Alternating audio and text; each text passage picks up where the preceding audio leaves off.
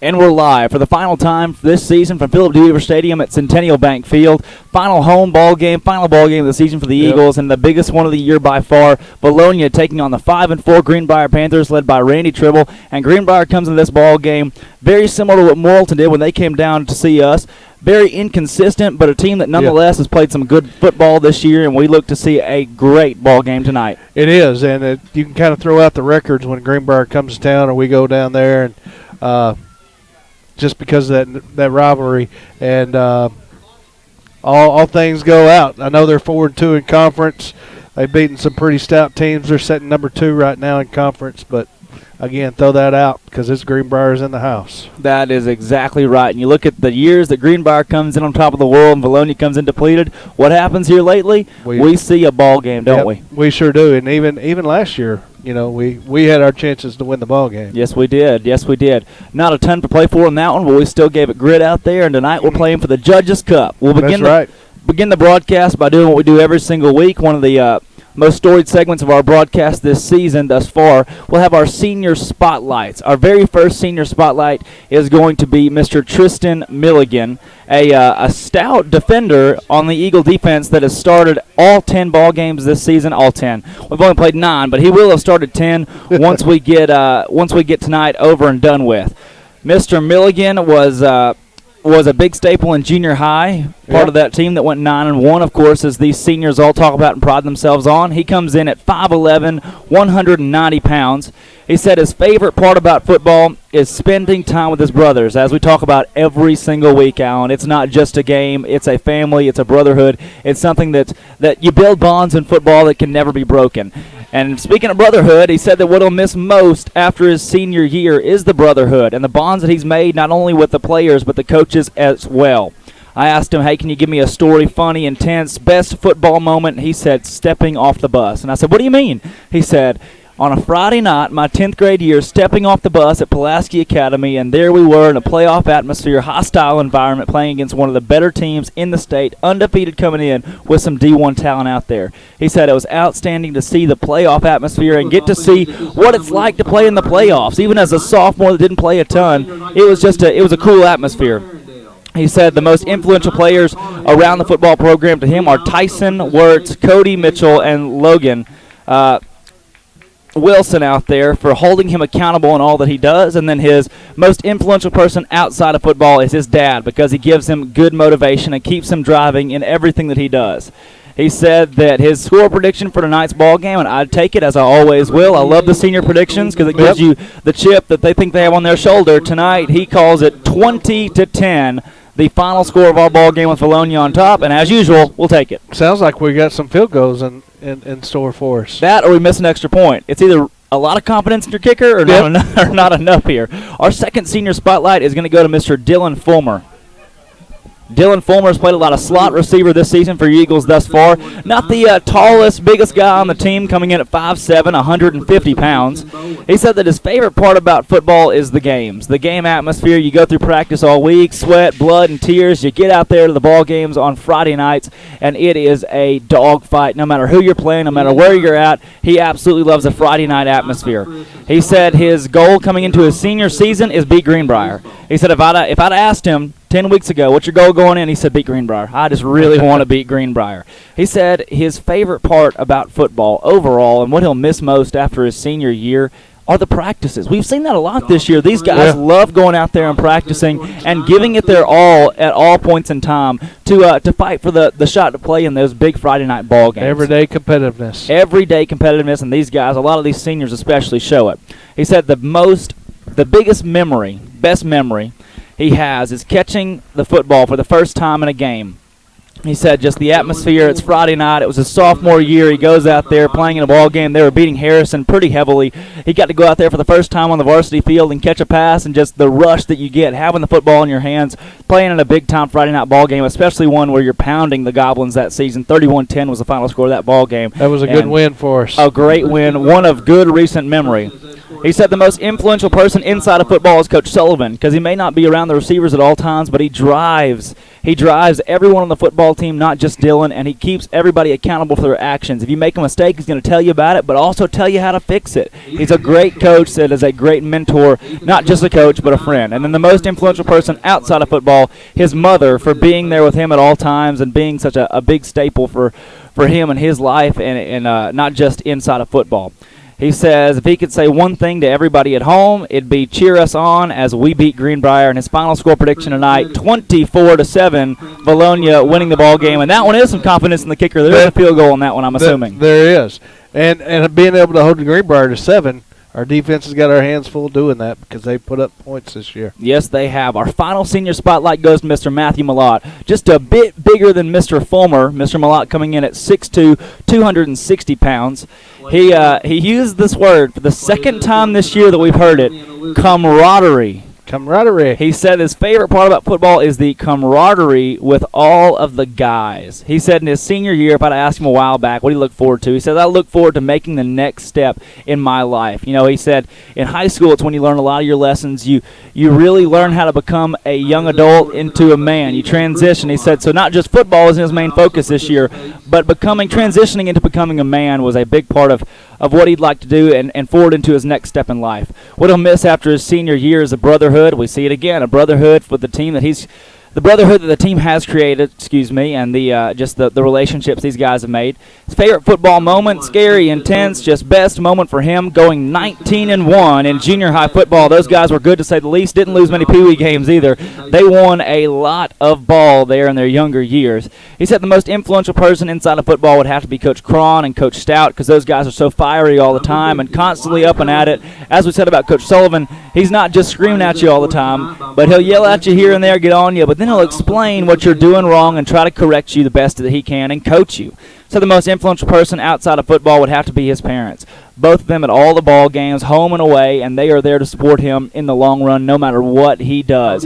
Football and in life, they're right there beside Mr. Matthew Malott. He said to all listeners, everyone makes mistakes, and no matter the record of this football team, do not ever sleep on the Eagles. That's the one thing he wanted to say, and that gives me chills right there, Alan. I like that attitude. I like that attitude. Great senior attitude to have. And then the final question I gave him, I said, Mr. Malott, big ball game tonight. Greenbrier, senior night. One of those that it's one of the only ones that really, I wouldn't say matters, but one of the bigger ones, if not the biggest one on your season. He said, all right, final score, 49-3. That's a lot of confidence, but that's always a good thing to have. We're going to put up some points tonight, aren't we? If we win 49-3, Alan, I will be very, very happy. I want to see you doing cartwheels. Don't you worry. I will learn a cartwheel by the end of the night. As we bring it back into the booth here, all the way Drake down Toll, the field. Alan Wade, cartwheel all the way down the field? Yep. I don't even know if we have cheerleaders that can do that down there. We've got a pretty good squad this year. So you got to love the Eagle fight, especially the seniors that we saw right there, them talking about how excited they were about the ball game. And we saw a great 8th grade team, great 9th grade team close their seasons out last night. 8th grade, of course, going undefeated. Right. And now we hit a high school game with a little bit of a different story, a different twist. The Eagles come into the ball game at 1-8, 1-5 in conference, if I believe I'm correct. You're right. 1-6, right? Yep, 1-6. Sorry. It is 1-5. Yeah. Yeah, That's 6. Okay, there we yes. I'm sorry. Our math is fuzzy tonight, isn't it? Math is fuzzy every night, Alan. Pre-cal drives me nuts, but no kidding. It's a big ball game nonetheless. You know, the Eagles not a lot of success this season, but the guys have their head up after a big win last week against Clarksville. You come into this one, it's a rivalry ball game. You're high on the game, high on the atmosphere here at Valonia, and it's a team that you played very close last year and expect to do again, and you want to win in a bad way. That's right, and realistically, I think if our defense plays like we did last week, we're going to be in it. Greenbrier likes to throw a lot of short dink-and-dunk passes. Yeah.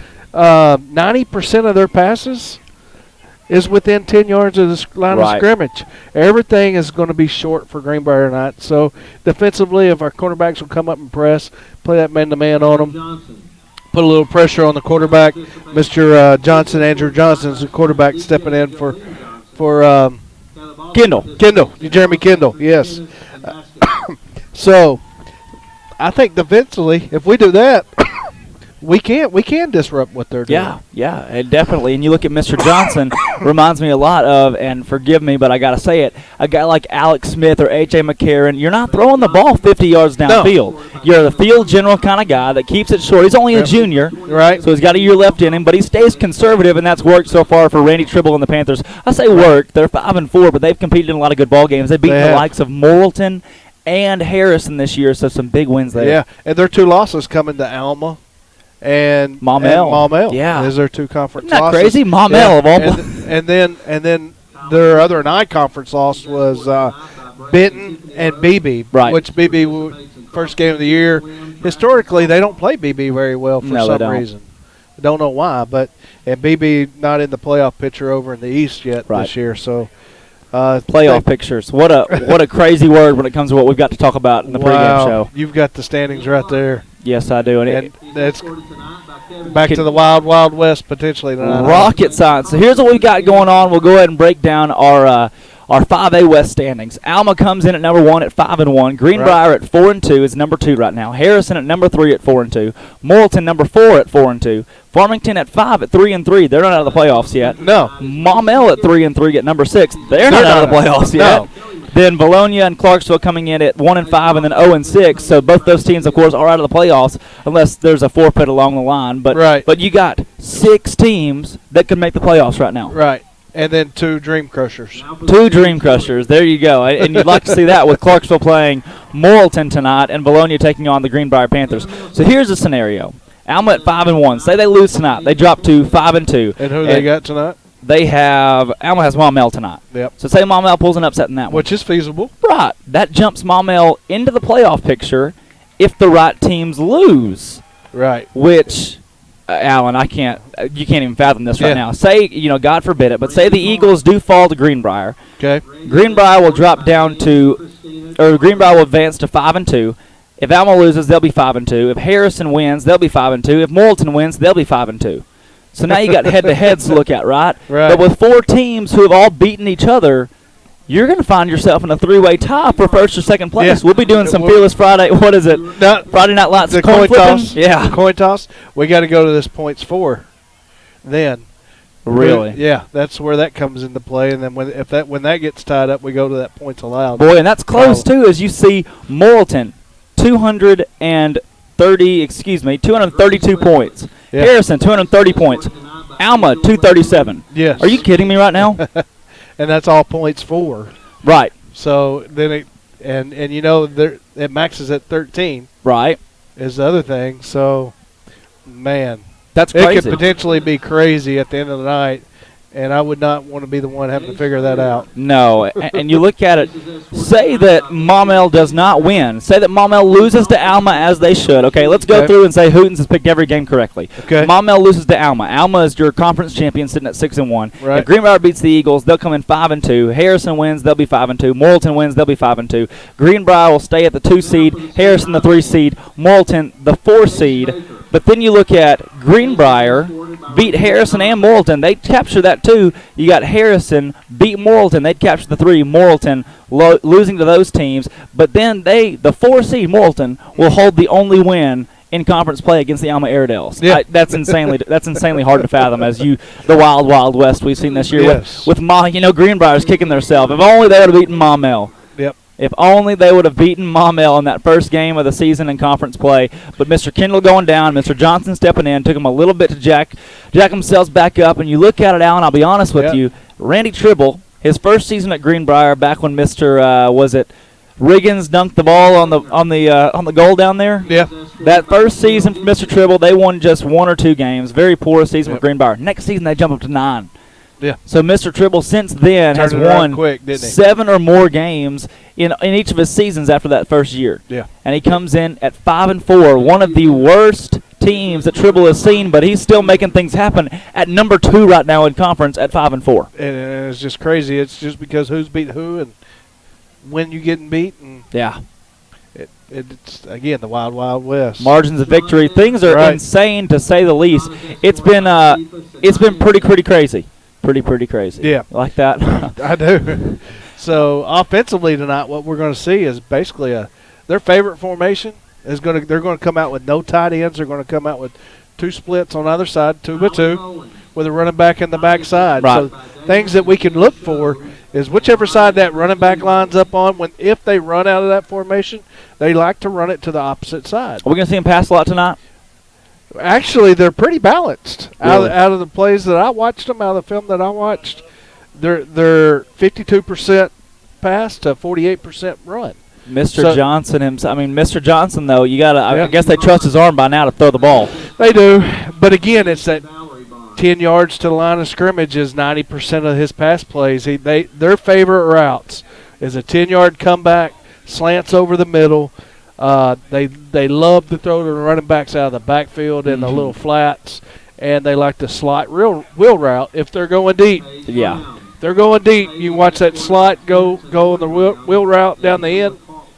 And that's how you protect a young quarterback learning your system, is giving him short, easy passes where he can't make mistakes. I only seen one interception that he threw through film watch.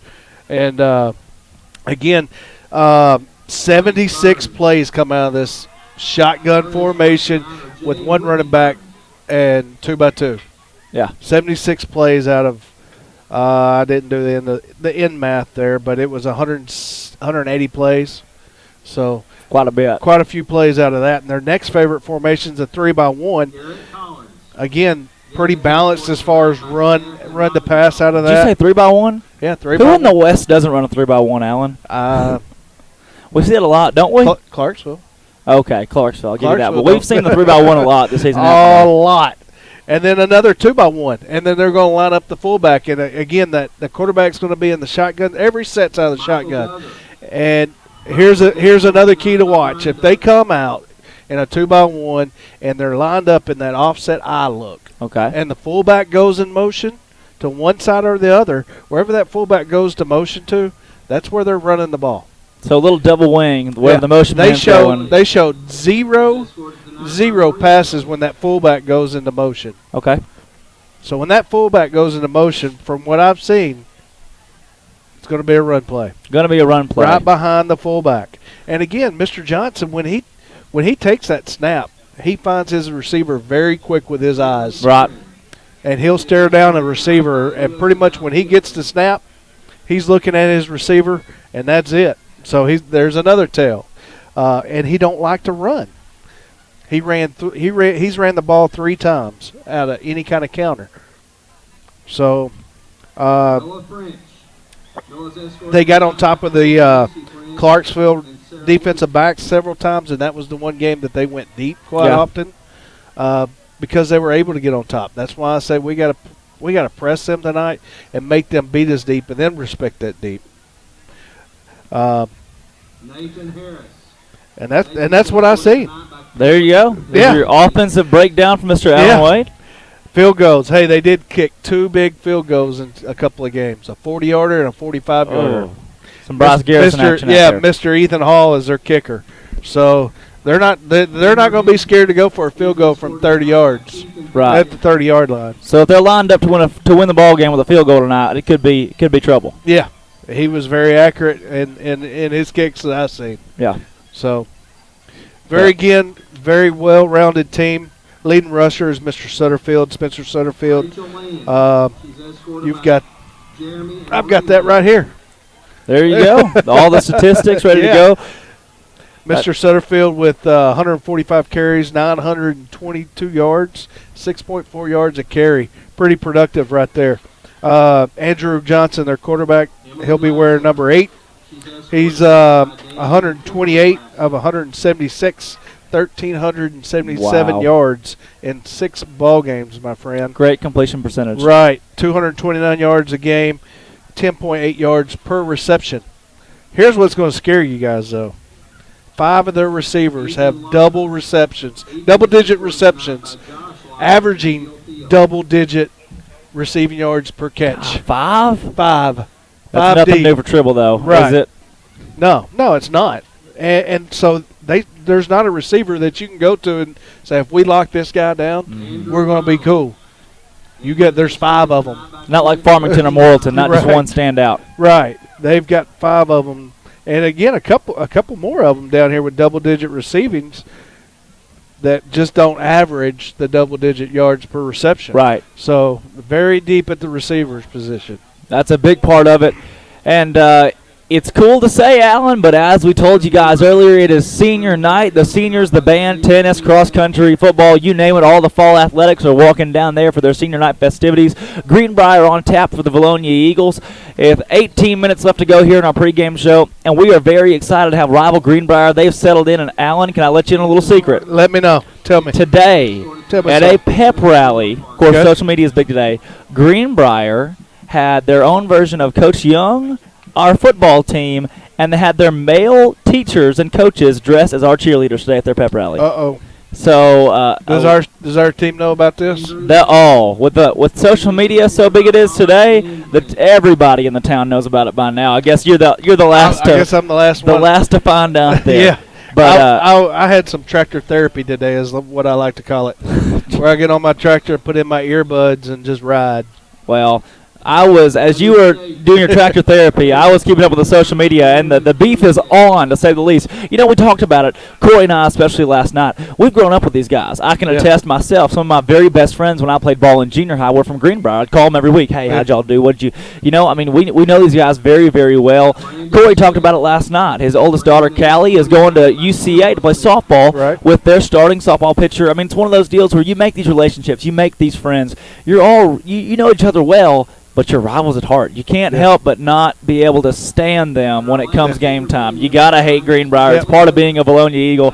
And, Alan, after seeing 4 male teachers with full beards dressed as Valonia cheerleaders today, I want to win worse than I've ever wanted to win a ball game before.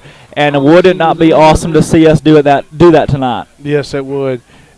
I tell you what, with our defense been playing the way it has been, our offensive growing each week like it has been. Don't count us out. Don't count us out. You can't, obviously. As both the Valonia Eagle fans and the Greenbrier fans have packed the stadium, the Goon Squad is their student section over there, have their cardboard cutouts ready to go. They got a pretty nice packed house. You know it's going to be a loud ball game, a loud atmosphere.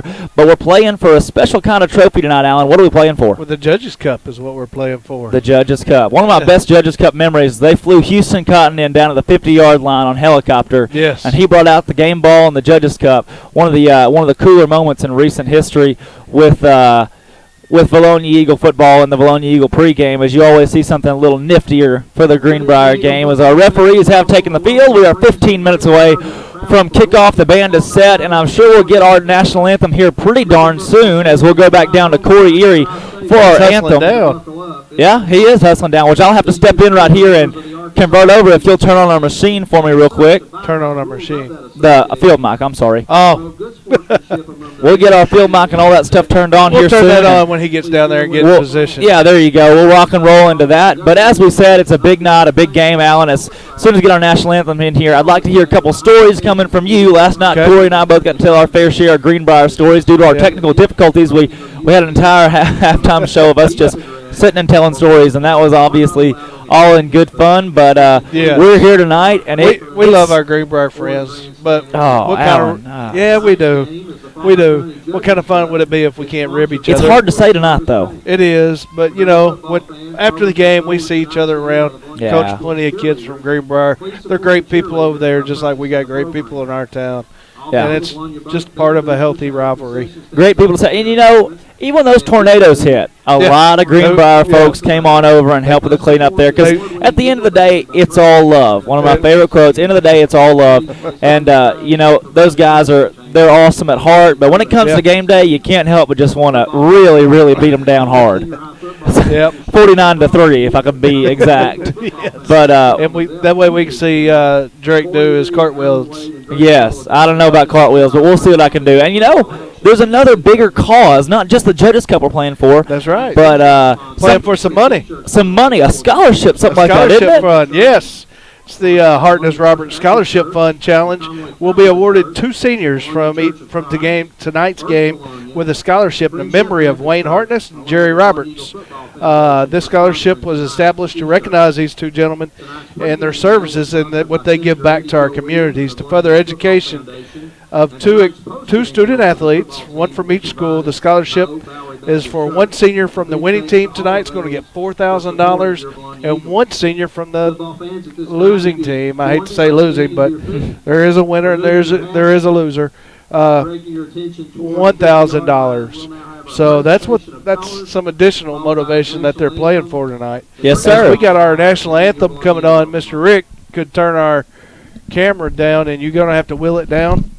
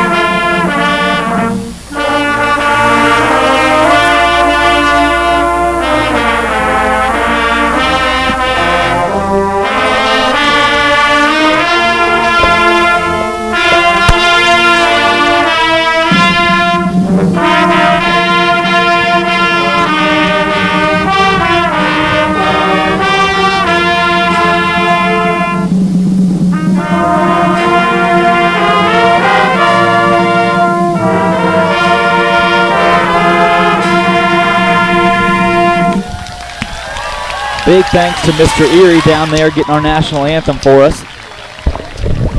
As we'll kick it back to us in the booth here for as we wrap up our pregame show. Mr. Rick, our camera guy down here, and it's always good to have him leading the way. Usually our color guy, our spotter for us. But tonight, Mr. Rick running our camera with Mr. Steve Austin being down there policing. I guess that's a pretty good word for it, Alan. Am I right? Policing?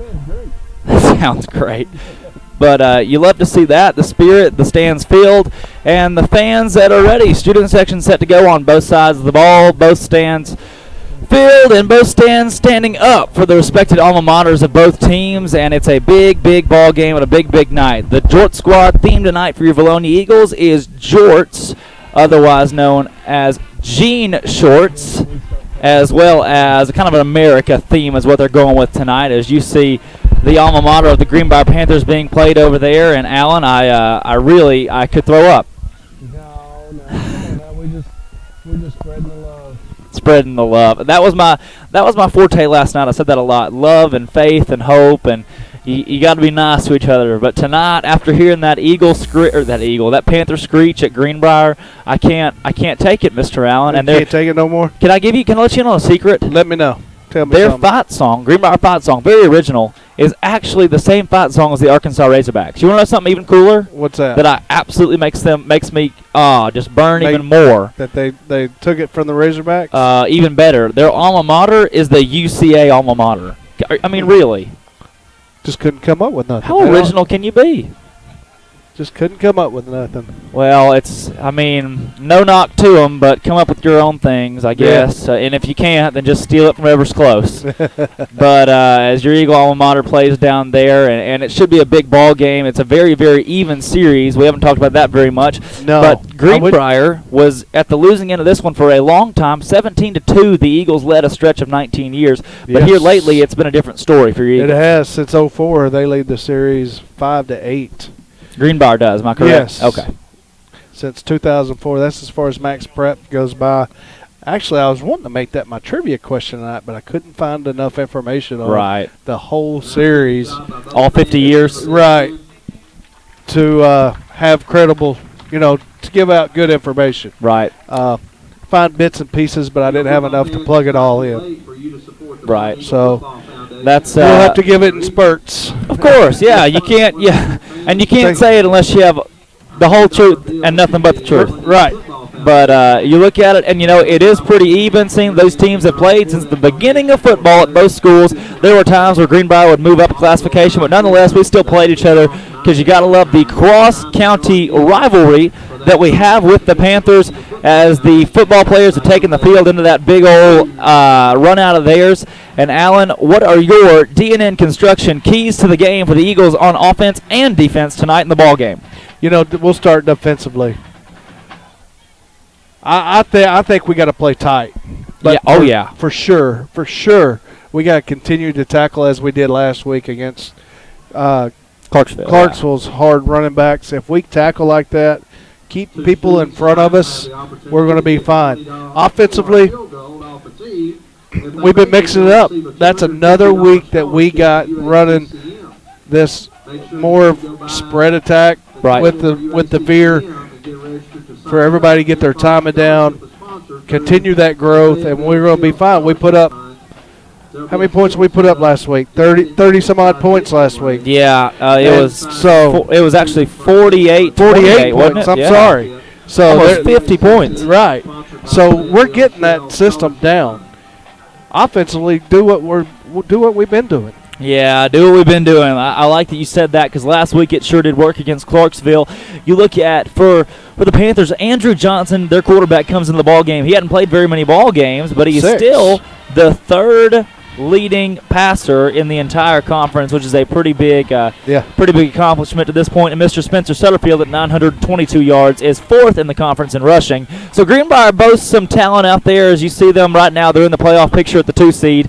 And you got to know the Eagles are coming in upset hungry, to say the least. You want to get a win tonight in a bad way, and you can't say that enough, Alan, because you go home with an L on this one. It doesn't feel too good, and you feel it because this is the last game till next season. You feel that all off season long. Yeah, it would certainly only good it would do is provide motivation through the off season, but coaches can provide other motivation through the off season. Let's get out of here with a win tonight and leave with a nice taste in our mouth, and let's go.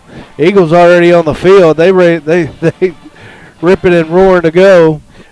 Hadn't seen a hotter hair at Greenbrier. No, haven't seen a Panther. And last night, even during the 9th grade game, they came out with about 2 minutes left on the clock and just had their dramatic run out. They're Greenbrier. They gotta be a little fancy with it as usual. Different. But as you look at it tonight, Alan, a ball game set before us that could end up being a pretty good little grudge match. Alan, tell me, what is your pregame score prediction for our ball game if the Eagle defense and offense both hold to your keys of the game? I think it's going to be a tight one tonight. I do like us putting up 30-plus points, so I'm going to say 32 Valonia, Greenbrier. Let's go 28. All right, 32-28. 2 weeks in a row giving up 28 points. Because, as we talked about earlier in the game, Greenbrier is 5th in the conference in points allowed.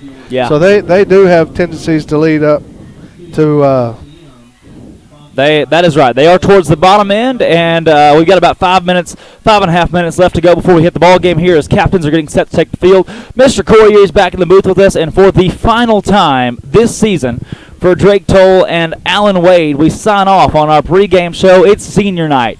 The Valonia Eagles taking on the Greenbrier Panthers. It's a matchup made in heaven, we'll put it like that. Rivalry night. It's the Guyvalry Rame, as Mr. Corrier would call it, and we'll get you out of the pregame show and down to the field for our ball game. Valonia Greenbrier beginning here in roughly 5 minutes.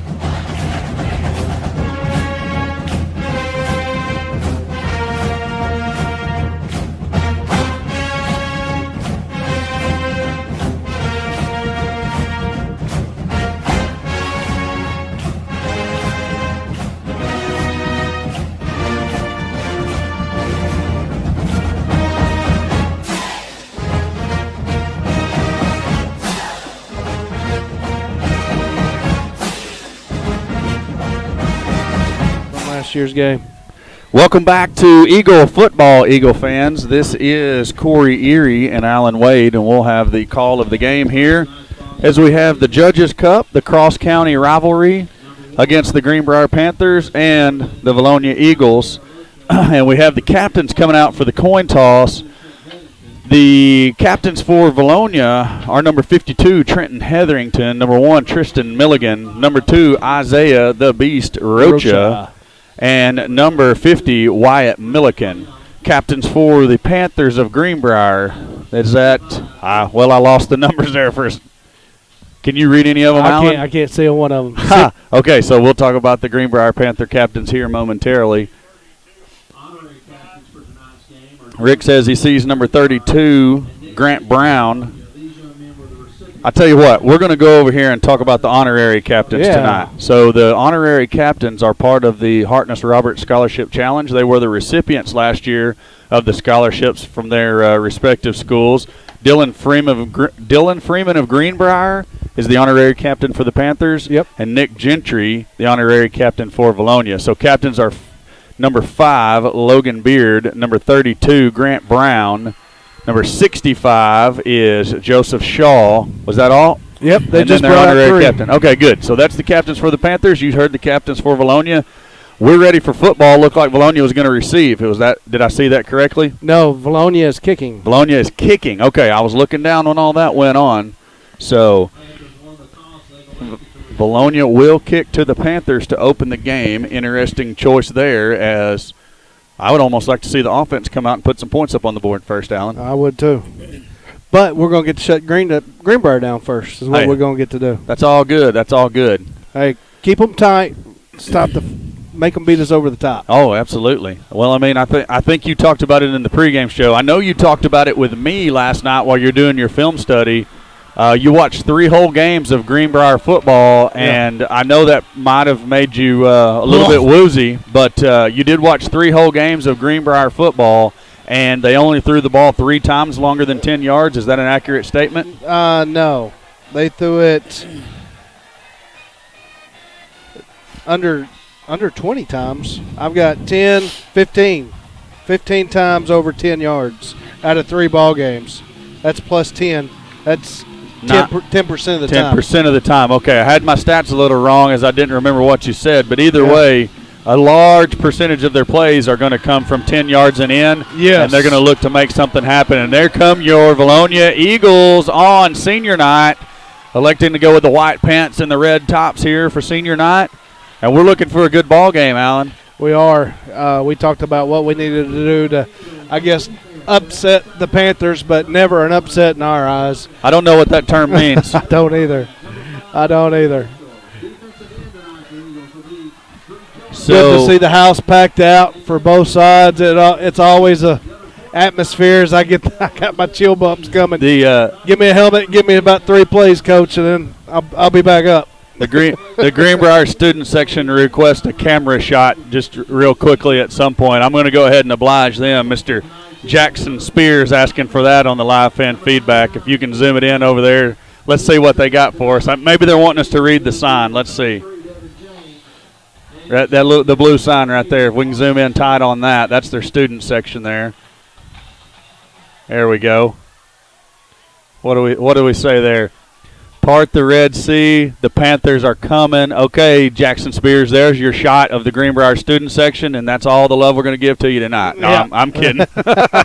I'm kidding. We like we talked about last night, we're going to have some fun at the Panthers' expense, but in the end, we do respect you guys, and we know it's going to be a good, hard-fought, clean game between 2 football teams that just want to win a big rivalry game. Greenbrier with a lot on the line here in the game.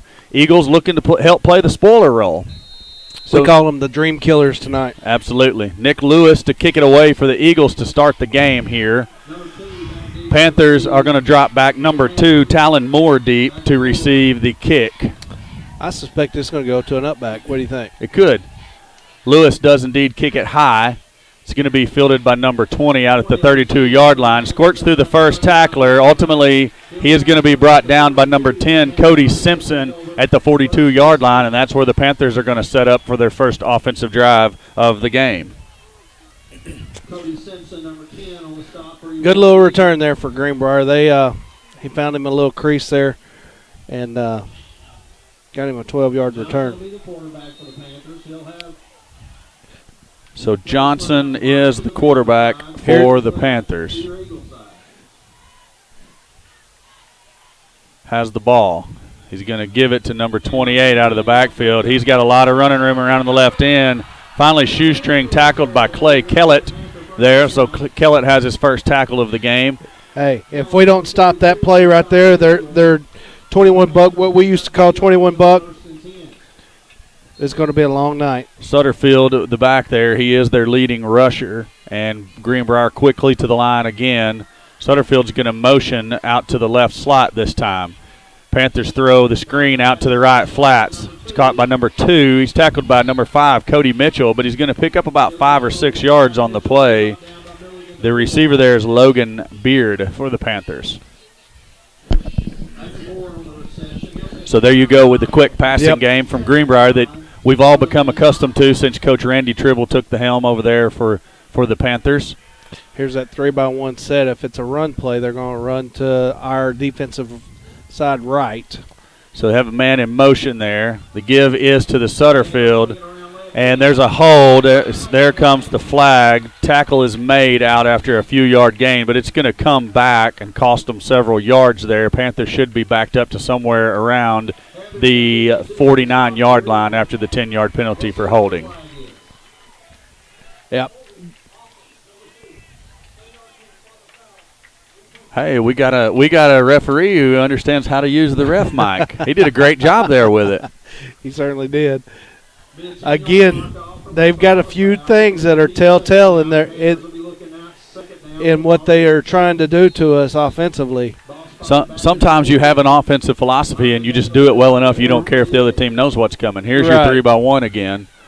But Sutterfield, okay, so he's going to motion out there to the left slot this time. Pass within 10. A screen pass. Missed tackle there by the Eagles. Another missed tackle. Chased down from behind by number 45, who makes the tackle. That is Jaden Wimberly, but a huge gain for the Panthers and a first down at the 20-yard line of the Eagles. 28-yard pickup. Again, we're going to have to press them on that, and we were there. We got to wrap up. As you see, we're only giving them 5 yards. We're pressing. We're doing what we need to. We got to wrap up when we get there. So Johnson looks to the Panther sideline for a change in play. Okay, set now. Asks for the ball. He's going to do a quick toss to Sutterfield. He's going to have about a 8-yard, maybe a 9-yard gain, tackled by a whole group of Eagles out there on the far sideline. Second down and short for the Panthers. Sutterfield's a hard runner. He is just like a couple of these other running backs that we've seen throughout the 5A West. He is not going to go down with a big hit. You're going to have to hit him and wrap him up. He is a big back to get a hold of. I'll check his weight here momentarily. Johnson has the Panthers set. He has the ball. Give's going to be to number 3, Vanaco, this time straight up the middle. He has the first down plus a couple of yards. That's going to bring up first and goal and box only, as they say once you get inside the 10-yard line over there on the chain crew. That's right, to the hardest working chain crew in the business. So Sutterfield back into the backfield again for the Panthers. He's going to get that's not Sutterfield. I'm sorry. I'm going to have to check that number momentarily. Was that 20? I think it is. No, that's 40. That's actually 40. Seth Howard on the swing pass out to the right flats. He picks up about 5 yards down to the Eagle 3-yard line. It's going to be second and goal from there. Second down and goal from the 3. So that's going to remain Howard in the backfield. Johnson set. He does have a fullback up there behind right tackle. Run left. There you go, the motion to the fullback. Eagles read it. They're all over the Panther backfield, and Howard is tackled for at least a yard loss. It is going to be a yard loss. So third and goal from the 4. Eagles with a big opportunity to make a stop here, Allen, and force a field goal try. As we talked about, they got a pretty good kicker.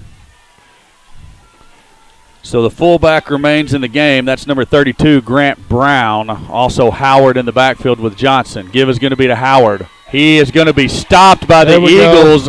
No gain on the play. Brings up 4th and goal from the 4. And it's decision time for Coach Tribble across the way. Mallett coming up with a big stop.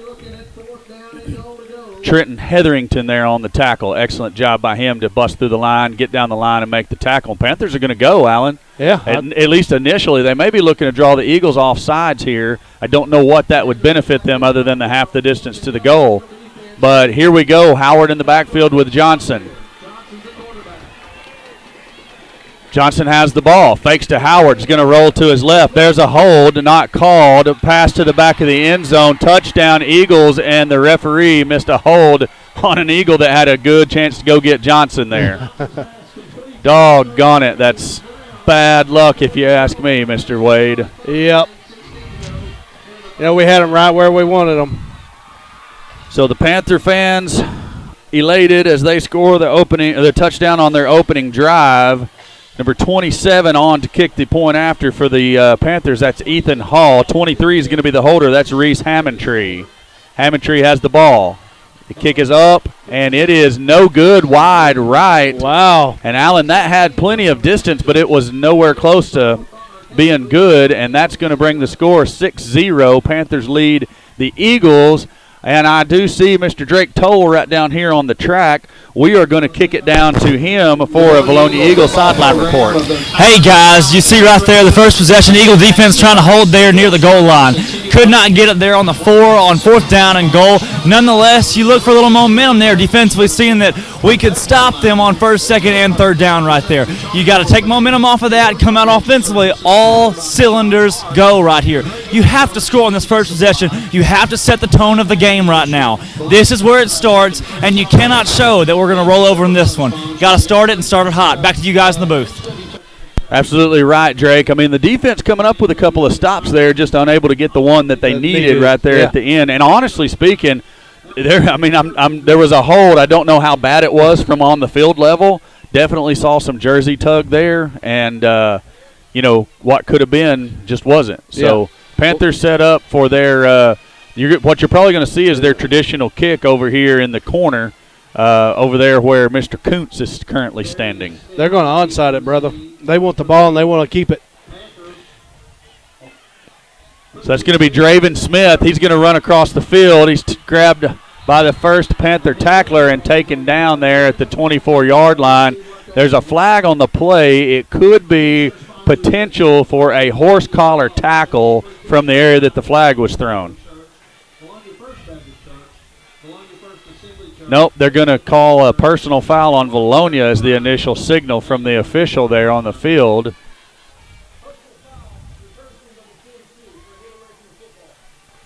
Personal foul hit away from the football on the Eagles.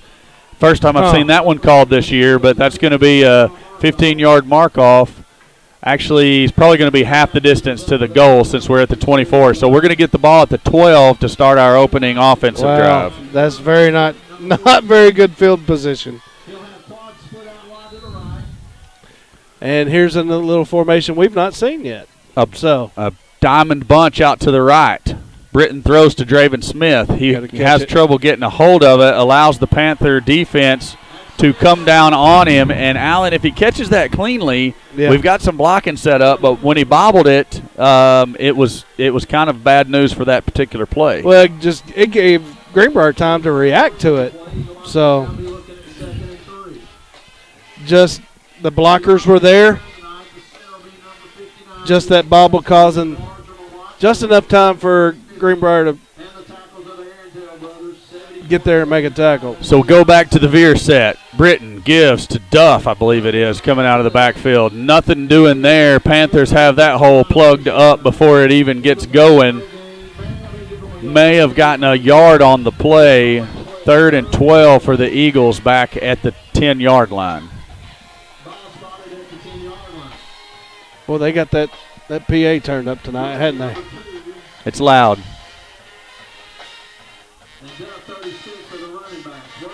Boy, the stands are full.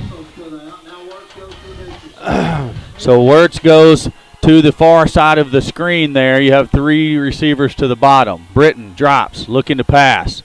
Looking. Got a lot of time. Offensive line doing a good job. Britton's going to try to run now. Throws the ball deep down the field and well out of bounds. Kuntz was breaking open there on the play, but the pass is all the way over here by the benches, so no chance for the completion. It's going to force the Eagles into a punt. Well, just the way he was rolling out, he wasn't able to get his shoulders squared back to his receiver that he was wanting to go to, and that ball went exactly where his shoulders were pointing. Got to get them suckers downfield. So Valonia's going to punt back to Greenbrier. Greenbrier's lined up on the 45, waiting the return. Not a very good punt. All the coaches over there on the Panther sideline hollering, get out of the way wisely. Right. That ball's going to be out of bounds over there at the 33-yard line. The Panthers are going to have great field position. That's the understatement of the century, Alan. Good Lord. So you definitely don't want to give them anything extra. And, man, we kind of have here, on this opening drive where we couldn't get anything going offensively, and then the punt that didn't go as expected. So look for the Eagle defense to rise up here. Johnson set in the backfield. Run left. Has the ball. He gives to Howard, and Howard's going to be tackled by number 50. That is Wyatt Milliken. Excellent job on him reading that run, coming downhill, and making the tackle. They're going to give him actually a yard loss. Good job. Again, Greenbrier, there's a few things they do that you can just tell what, if it's going to be a run play, it's going to where it's going to go. So is that Sutterfield back in the backfield again now for the Panthers? That looks like him. So the give is going to be a fumble, and I think an Eagle has the ball. It looks like Clay Kellett. Clay Kellett does come up with the ball. Turnover on the fumble, Eagle football, and Allen defense came to play tonight. That's right. Even that first possession, just a couple of big plays that they gave up, a few missed tackles. They cleaned it up that series, and best field position for us tonight. So the Eagles are going to have a 1st and 10 out at their own 37-yard line, and that's where they're going to set up their second offensive series.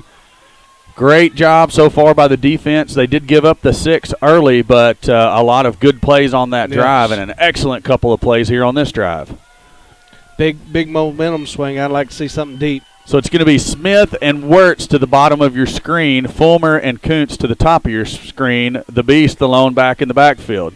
It's going to be a reverse pitch to Draven Smith. He's looking to get off of right tackle there. He does.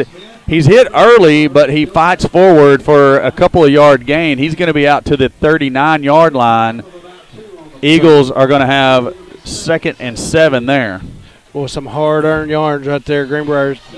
You just see they had two around the waist, and then one of the linebackers, number 52, come in to clean it up. That was Christian Hogan. And just like we've been saying, Alan, we've expected to see the Coach Sullivan flavor on the offense, and we're seeing it tonight. Luke Wilson checks into the slot. Give is to Duff. Duff has a good run off left guard. He's going to be very, very close to the first down. And will we get to see the hardest working chain gang in the state? We may do it right here. It's going to be. I think we're going to be short, though. I think we're short, but we're really close. Yeah. So it's less than a yard. Less than a yard there. 3rd down and less than a yard for the Eagles after the Duff run. Duff and Rocha remain in the backfield. Logan Wilson in at the slot receiver position. Britton has it. Fakes to Duff. Britton's going to have to keep it himself. Maybe a miscommunication there. He is going to get the first down, but that's about it. 1st and 10 Eagles out at their own 47-yard line. Well, that's tough sledding right now. Greenbrier's doing a great job penetrating our offensive line. We're going to have to seal that up to give Britton some time to, 1, make a pass, or 2, create them holes that we're going to need on that offensive line. So I've just noticed something, Alan. What's that? I knew it was noisy as all get out around here. The Greenbrier band continues to play between every single play that we have right up until the quarterback gets set for the ball. And a little bit of gamesmanship by the Panther band here tonight. You'd like to see a little life in our band over there and retaliate on that. Eagles commit the false start penalty, back them up 5 yards. It's going to be 1st and 15 now back at the 42-yard line. Yeah, we didn't talk about that in pregame playing in front of the sticks, but another key component that we're going to have to do tonight. It's almost to the point of the season that it goes without saying now. Yeah. It should anyhow. Yeah. Veer set, Duff, and Rocha in the backfield. Fake to Rocha, throw to Kuntz. Kuntz is going to have about 3 yards on the bubble screen. He's going to be just across the 45-yard line. It's going to bring up 2nd down, and we'll call it 12, along 12 there. I'm sorry, along 11. That's my mistake, Alan. I'm showing 12. But good-looking play design. Greenbrier just doing a good job of getting to the point of attack quick.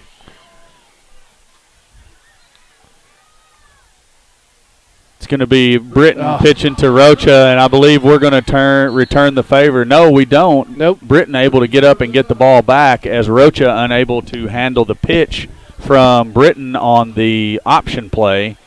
So it's going to bring up 3rd down and 17. Am I looking at that correct? Let's see what it tells us. 16 is what I'm showing. 3rd and 16, the man says. I could be off a little bit. Yeah, we're not going to split hairs. It's a long ways. So the Eagles are going to come out with, well, I thought they were going to bunch it to the near side of the screen, but Morris and Smith go to the top of your screen with Kuntz, Wirtz to the bottom, the Beast alone in the backfield. Britton looks. He's going to throw to Kuntz, who's wide open. Excellent job by Austin Kuntz on the concentration to bring the ball down. Britton threads the needle between 2 defenders. My goodness, Alan, that was an outstanding that was a pass and catch by one of our super sophomores, Austin Kuntz. What a catch, what a catch. He high-pointed that sucker and just went up with his hands and said, thank you very much, I'll take that. Knew he was going to take a shot in the ribs from the safety, took it anyways, and held on to the football. You love to see a little grit. And, hey, just like I said, the defense came to play. Maybe the offense is going to come to life now too. Yes, here we go. That's the spark we needed to continue matriculating the ball down the field. So Duff checks back in. Give is going to be to Rocha straight ahead. He's going to get a couple. And Alan, I agree. We need to keep pounding that play because there's going to come a point where the Beast busts through and goes for a big gain. But it's also helping us to keep them inside the box, if you will, and open up the outside a little bit. And as stay balanced, stay to your run game. And then when needed, let's take it deep. Let's take it plus 10. Smith in the slot to the near side of your screen. I believe that's Morris to the slot in the top. Britton gives to Rocha. Rocha's around right in. He's got running room. Oh, get off of me! Trucks a safety for Greenbrier. My goodness, he engaged beast mode there and just folded that guy up. 1st and 10 for the Eagles, all the way out at the Panther 31 or 26-yard line. Sorry, I stepped on you. Hey, that's an exciting play. Everybody wants a piece of that action. Yes, get off of me, sucker.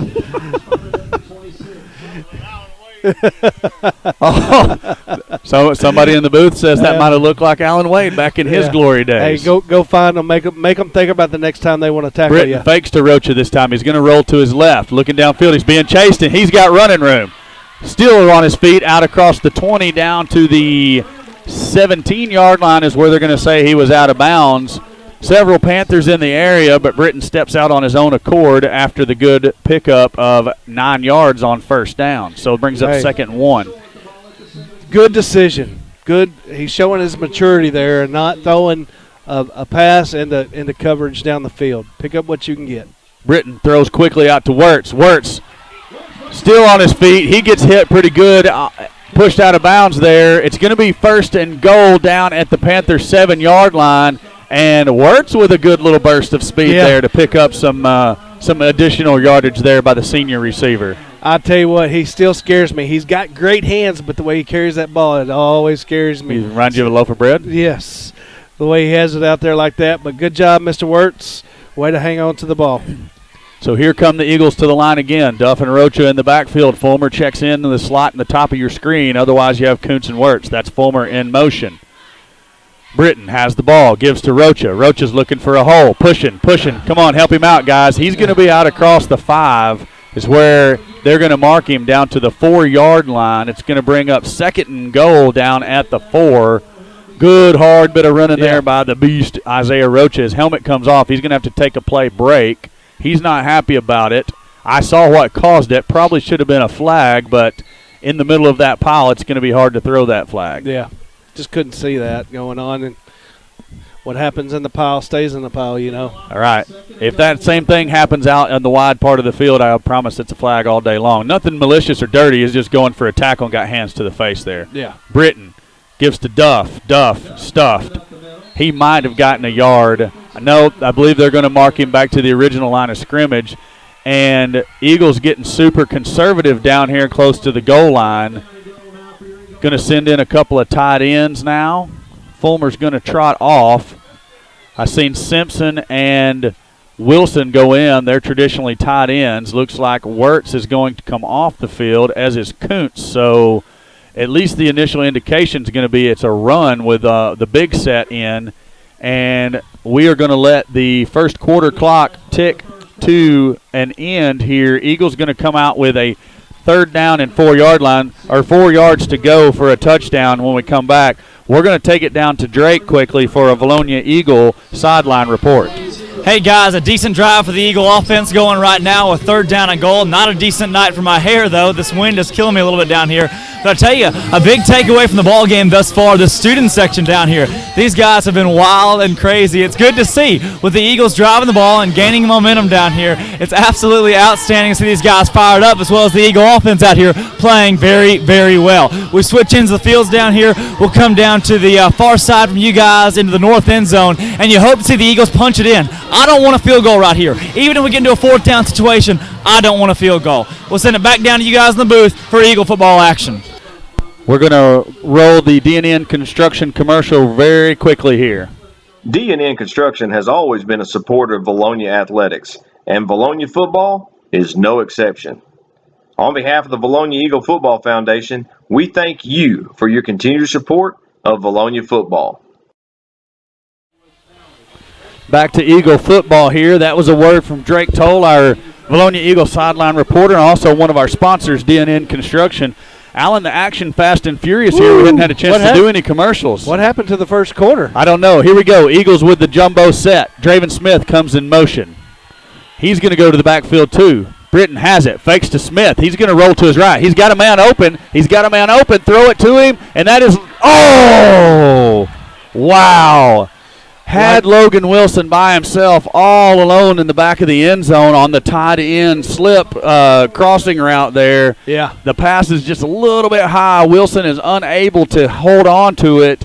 That was going to be a potential for Eagles to take a lead on the ensuing point after. I like the play call. Oh, outstanding play call. Yeah, Good. We've not ever seen that play. So good ball fake by Britton also, and a good job by Wilson to spring open. Just we could not get hooked up.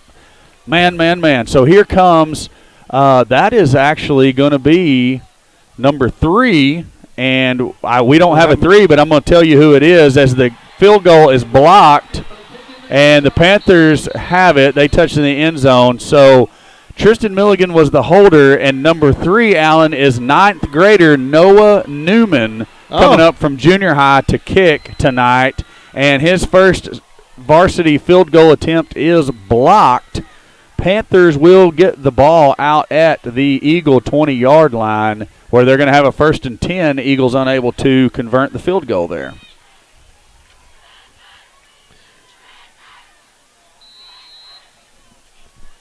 All right, here we go. Back on defense. We got to come up with that big stop now.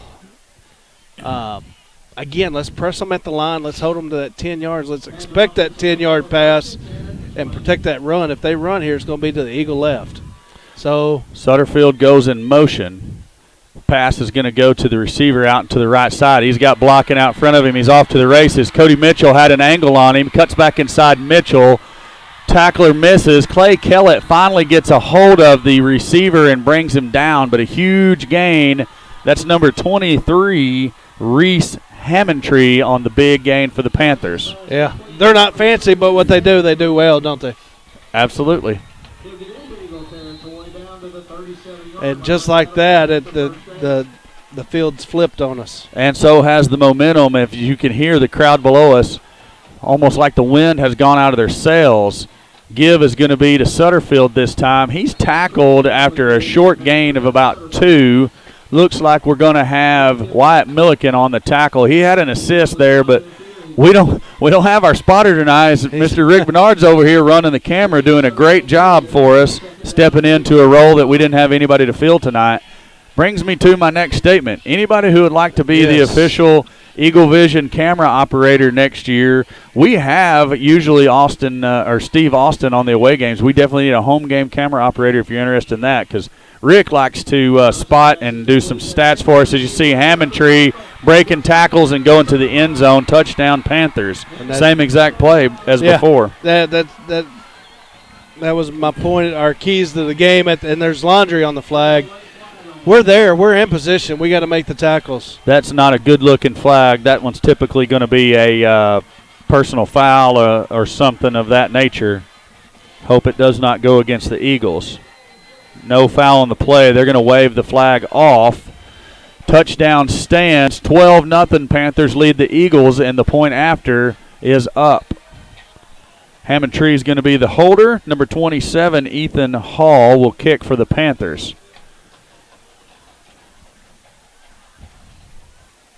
Hammondtree has it. Hold is good. The kick is up, and it's good this time. That brings the score to 13-0. Panthers lead your Eagles. And we're going to take it right down here to Drake Toll for another Valonia Eagle sideline report. Guys, we talk about it. It's a game of momentum. Football, basketball, baseball, no matter what you're playing, it's a game of momentum. And that right there, the drive killer and the stop on the blocked field goal. And just like that, it goes from everything working our way, and then it stops right there. Just like that, you drop that momentum. It's not a good thing to do. You look right here, the Eagle offense coming back out. You can't afford to punt on this drive. You can't afford a turnover on downs or a turnover on the football. You have to score on this drive right here. Set the tone for the rest of the ball game. Get out there and play ball. Back to you guys in the booth. Drake, everything you said is absolutely correct. We were just joined here momentarily by head girls basketball coach Alvin Riley. He already snuck off before we could put a mic in his face, but he wanted me to talk about the Senior High Valonia girls basketball benefit game tomorrow night, 5 o'clock at our high school gymnasium versus Pine Bluff. We'll go ahead and mention that a couple of times throughout the broadcast. I've got some shirts I've got to talk about, but as I said, the action just kind of keeps piling up here, and I got to stay focused on football. I can't focus on the other stuff. So there's the kick. That's going to go to Smith at the 20. Smith out across the 25 to the 30, spins out of a tackle. The second tackler gets there and takes him down. They're going to give him the 30 as the line of gain. Well, that's where the Eagles are going to set up 1st and 10. And I'm going to take this opportunity to talk about our shirt sponsors. Final shirt sponsors of the year, the Valonia Eagle Football Foundation, giving away 150 free T-shirts and some good barbecue sandwiches before the game tonight. Shirt sponsors for this evening were the Valonia First Baptist Church, First Valonia Church, the Conway Cowboy Church, Friendship Baptist Church, the Valonia Church of Christ, and then the Valonia Eagle Football Foundation. Can you see what our theme was there? Yeah, I do. It was a faith-based shirt, had Philippians 4:13 on the front of the shirt. A really nice-looking shirt. As you see, Rocha trying to take the ball around left end. He's gang tackled by the Panthers. No gain. I think they're actually going to call him down on a yard loss on the run there, so it's going to bring up 2nd and 11 for the Eagles back at their own 34. That defensive line of the Panthers done an outstanding job applying pressure to that left side of the Eagle defense, and Rocha just couldn't get anything going there. Now, Alan, I'm going to talk about the Hartness Robert Scholarship Challenge here in a little bit. Okay. What I need to know is, hold on, we'll call this play. Britton has the ball. He's going to roll to his right, looking for receivers. He's going to wisely throw it out of bounds. Good catch there by, that's Coach Stewart. He's got hands. Reaching out and grabbing that thing. Yeah. So my question is this. Okay. Are the scholarship recipients for tonight predetermined? It just doesn't – I mean, you're not going to tell me, obviously. No, I don't. No, we don't know. They hadn't even applied for the scholarship at this point. Oh, I thought we were going to announce them tonight. No, the deadline is, I think, the first 1st of April? This is the No Fun Scholarship League. Yeah. I wanted to announce the scholarship winners tonight. No, we don't do that. We don't get the applicants until March, and then we go through them in March, and then we get together and go through the candidates. And okay, well that makes sense. I mean, I'm not saying that your process is not good. I was just hoping to get to tell everybody who it was later. No. You see the pass to Fulmer there on the screen. Nothing doing there as the Panthers defend it well, and it looks like we're going to bring out the punt team on 4th and 11. Yeah, it's a lengthy process. Usually it takes us 2 or 3 hours to go through all the applicants, and we call references. Any information we can dig out on the players, we're wanting to make sure that we get kids that are not necessarily the best athletes, but they need it, and they are going to utilize it for 4 years. Britton with a much better punt this time around. Looks like the tackler is going to be Clay Kellett. Return man for the Panthers was number 29. That is Brody Johnson. So the Hartness-Roberts Scholarship Challenge is a scholarship that was set up in honor of a couple of pillars of both communities, Mr. Wayne Hartness of Greenbrier and Mr. Jerry Roberts of Valonia, both of them staunch supporters of Eagles and Panthers athletics as well as the general student population. So great guys, and they set up this scholarship in memorial of both of them. The winning team will have a player selected to receive a $4,000 scholarship. The losing team will be have a player selected to receive a $1,000 scholarship. So a very, very good program set up by Alan. I know you were involved in it. I mean, a pat on the back to yourself. Who else was involved in setting up that scholarship? Myself and Richie Atkinson, a guy I graduated with. He knew Mr. Hartness and Mr. Roberts. I only knew Mr. Roberts. And right at both of those gentlemen passed away shortly behind one another. They knew each other going through the cancer treatment process, and once they both passed away, we got together and said, "What can we do?" Right. And we come up with that, and we have a big softball tournament that we raise our money to support this thing with, and come out and support us. Hetherington up on the tackle there for the Eagles after the swing pass to the receiver number 1, Sakari Reese. Johnson set to get the ball again, gives to Howard. Eagles are there, and good job of getting downfield and turning the back inside, making a gang tackle there. Kellett was in on that. Big number 64 was there for the Eagles. That is not 64. I'm sorry. Devin James there. Was it not a 60 number there? Did I dream that? I didn't see that. Then it was 99, Corey Clements. That's my mistake on the inadvertent number call. Didn't mean to cut you off there on your scholarship. That is a great deal that you guys got going on there. I'm proud to say that I'm a friend of the two guys that put it together. Well, we're just honored that we can and that we have the abilities to put it on. Incomplete What was that? Let me back up. Reset that. Incomplete pass to Howard. We had a defender coming down on it. It looked like it was going to be a good collision. I got excited for nothing, and then I just couldn't get the words out. It was fixing to be a nice collision right there.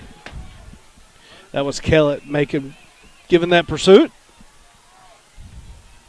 We go, run right. Nope. Screen, jailbreak screen. Golly, I'm gonna quit.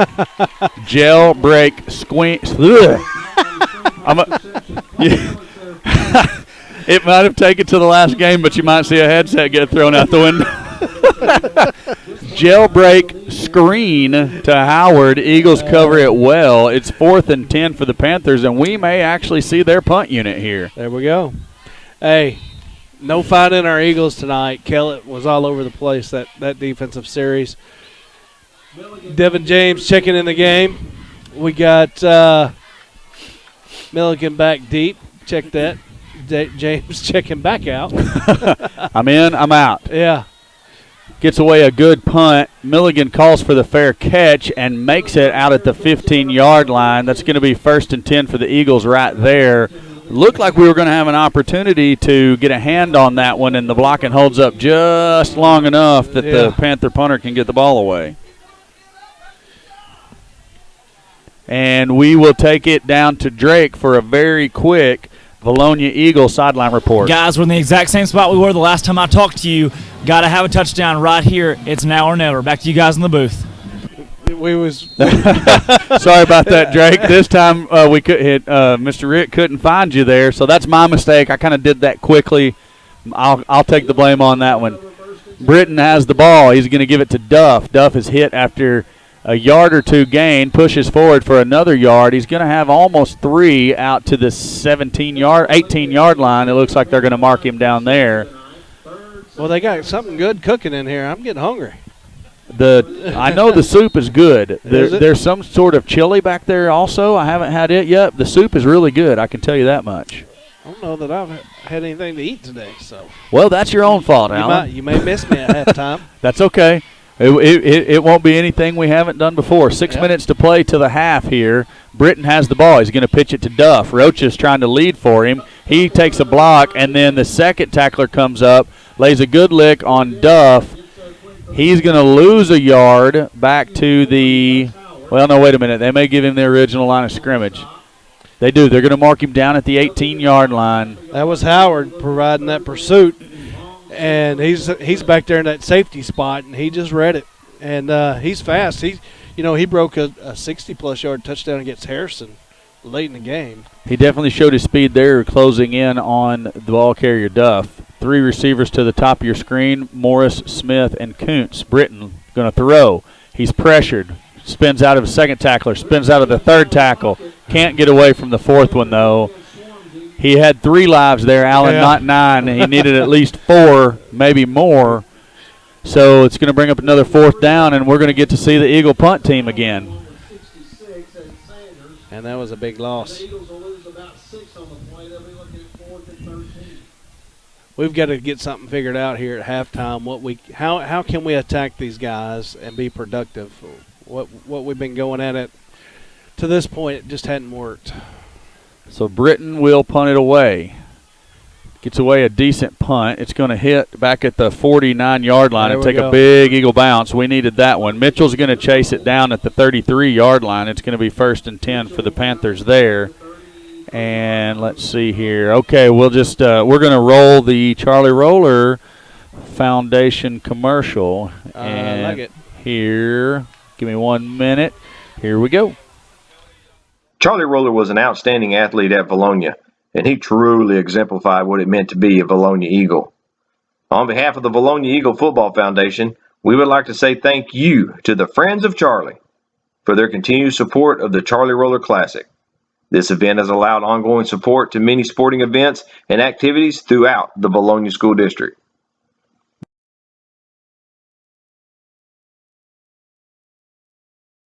That was. We are back from the commercial there with the Charlie Roller Foundation. Big gain on 1st down by the Panther running back. Was that number 2, Alan? That was number 2. That was Talon Moore. Yep. So, big gain and a 1st down by the Panthers out to the Eagle 49-yard line, and defense is going to need to rise up again here with 4 minutes left to play. We'd like to keep the Panthers out of the end zone again. See Sutterfield go in motion across the formation there. Johnson is pressured, and he is going to be sacked by number 33, Devin James. Wyatt Milliken coming in there late to get a piece of that action. Good backside pursuit by James. And I had my head down because Huddle had me all 33 is the tackler, and the ball's going to be back to the Panther 46-yard line. Brings up a 2nd and 14. Well, it looks like 15, Alan. Yeah, maybe 15. 49, 46. Yeah. I had the ball spotted at the 50. They got it at the 49. Okay, 2nd and 15 for the Panthers. Cannot read the number of the lone back in the backfield, but Johnson's going to drop back to pass. He's going to be pressured again. Pass is complete out across the middle of the field. There in the soft spot of the Eagle defense. Tackle is going to be made by number 42, Clay Kellett, but not before a Panther 1st down out to the Eagle 38-yard line. Panthers will get a first down to the 30. They're just finding little soft spots in our defense and sitting down in them.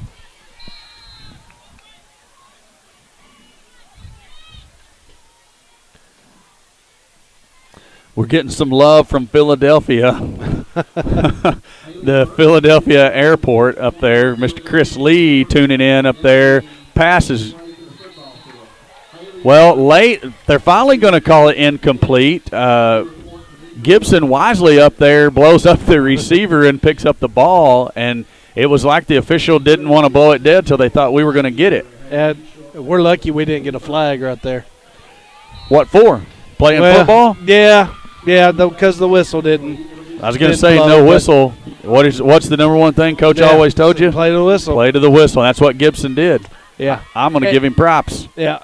So that I see what you're saying, though, no doubt. Right. He's doing the motion. He just didn't blow the whistle. So the give is to Sutterfield this time. Simpson has a hold of him. He's going to be assisted by number 45. That is Wimberly.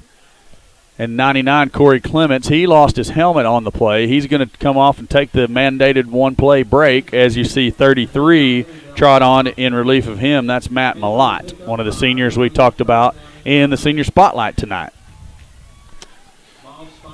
Clock continues to roll. 2 minutes and 40 seconds left to play till the half. Johnson in the backfield there with Mr. Sutterfield. Sutterfield takes the handoff. Runs it off right tackle. He's going to have a first down plus about 6 or 7 yards out to the Eagle 22-yard line. Clock's going to stop while they reset the chains. And back to Mr. Chris Lee there in the Philly airport. He said that he's got a crowd around him watching Bologna Eagle football of complete strangers. So they're loving it. What's up, Philly? Hey, how's it going, everybody in the Philadelphia airport? Yeah. Hope you all get home safely. Johnson drops, throws it out to the right to Hammondtree. Missed. No, the tackle is going to be made by Allen. Is it? Yes, Nick Lewis on the tackle. It is. That's who it is. Good coverage out there on an island by himself. Comes up and makes the tackle. It is going to be a first down out at the 12. Hammondtree done a good job reaching after Lewis comes up and takes his legs out. And, Alan, I think we are still playing that edge just a little bit soft. It's almost like if they catch the ball, they're going to get 8. Yeah. We're scared to get beat deep. They have not given us a reason to get beat deep yet. Sutterfield takes the handoff off right tackle. He's going to be tripped up by 20 Todd Gibson and then double up on the tackle there. Well, the numbers got jumbled up. Who'd you have? I had Gibson. Gibson was low. There was somebody came in high and cleaned it up. Yeah. Sorry if you're watching tomorrow and we didn't call your name, we're sorry. But props to you for helping out on that tackle. Yes. That's the best I can do for you right now. So here come the Panthers again. Second down and about 3. Give us to Sutterfield, and there's big Clay Kellett in the backfield. And he said, I've seen this play a couple of times, and I'm sick of it. He'll drop him for about a 2-yard loss. He had a gaping gap there in the middle of that offensive line that he come through. A gaping gap. A gaping gap like a bullet. He screamed through that line. I like it. Eagles are going to take the defensive timeout with 52 seconds left to play in the half. Where's our man at? Are we going to play a game of Where's Drake? Drake may be on his way up to the box for the halftime show because I don't see him anywhere. Yeah, okay, so we're just going to keep it here and take this opportunity to talk about – I know what we're going to talk about. Let me get the info up here. Oh, basketball. No, that's not it. We talked about that. I'm going to cover something else, and we'll get back to basketball again in the second half. Let me find it. Here we go, the Bologna Eagle Extravaganza. That will be next Friday, November the 10th, and Saturday, November the 11th at Frank Mitchell Intermediate School. There is going to be a $1 admission fee to get in the door. There's going to be all kinds of vendors set up with shopping for the holidays. Right. The proceeds will go to benefit the Bologna Angel Tree. And most of you know an angel tree is, for children in need during the holidays and to provide some gifts under the tree for Christmas morning for some children in need. So an excellent opportunity to support that. What were the dates? November 10th, next Friday. I'm off. and November 11th. Let's go. 5:30 to 8:30 Friday, 9 to 2 Saturday. We'll have to go Friday because Saturday's open in deer season. I got to be in the deer woods. You want to be there too? Well, I'll be at work. Oh, sucks to be you, my friend. This is run to the right. If the fullback don't go in motion. It is Sutter. It's actually Sutterfield to the left. Touchdown. Defensive Panthers. Right. Oh man, you now you move the goalpost on me. Thanks. I said defensive right. It's going to the defensive right. I didn't hear the defensive part of it. Anyways, go out and support the Valonia Eagle Extravaganza next Friday and Saturday at Frank Mitchell Intermediate School. Hey, they come out in that set. They're running behind the fullback. There's no misconception on that. If they run it, they're going to run behind the fullback out of that set, which is 51 seconds left on the clock, and we absolutely didn't need that. The kick is good. It's going to make the score 20-0. Panthers lead your Eagles. Eagles are going to get the ball back. They are at halftime. That's why that was a big stop for us. We needed that big stop. That way we close that 13-point gap. Right. Well, we're going to get the ball here, too, unless we don't recover the quasi-onside. I don't know that I'd really call what they're doing an onside kick. Maybe it's something they saw in our coverage kick team. is what we used to call it. Yeah. I don't know if they still call it that. You hear that term quite frequently if you watch college or professional ball, so I'll go with squib. That's what we used to have our kicker do. Francis, he could kick it out of the stinking stadium a foot off Francis. a foot off the ground. He was straight out of France, wasn't he? Yeah, France, somewhere in that part of the country. Yeah. Yeah, or was he the guy from Germany? No. Frederick was the French guy. Frederick Francis. That's a blast from the past. Frederick, if you're listening in, we do remember you. And there goes the onside kick out of bounds by the Panthers. They go for the quick kick that time. They're unable to convert it. Ball out of bounds, illegal procedure against the Panthers, so the Eagles will receive the ball at the 41-yard line. Hey, with that being, why do you do that if you're Greenbrier? Why not squib it deep? Now we've got a shot at the end zone. Alan, nobody ever accused a Blue Panther of being smart. I don't understand that theory. I'm kicking deep. I'm kicking deep there. Because now you're one busted tackle away from us making up 14 points potentially right here within, It could happen. Rocha in the backfield by himself. He's going to get the ball touched in the backfield and hit in the backfield. He's going to be driven back. And, Alan, that's the Panthers, they see that particular run every single day in practice. That's their multiple times. That's their bread and butter play right there for Greenbrier. You trying to copycat me on my jumbled up words there? Yeah. Hey, I originated the jumbled up words. Oh, okay. Maybe you're wearing off on me as the season progresses. Clock runs, 20 seconds left to play until the half. So Britton's going to be in the backfield there with Rocha. Drops back to pass. He's got a little bit of time. Now he's flushed out of the pocket, running to his right. And makes a couple of tacklers miss, splits a couple more tacklers. Timeout. And we should.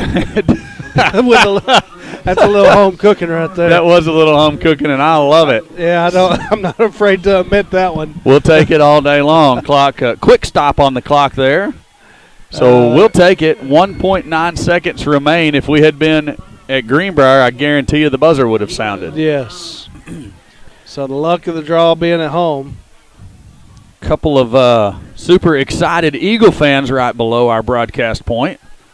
Really enjoying the action there. They are.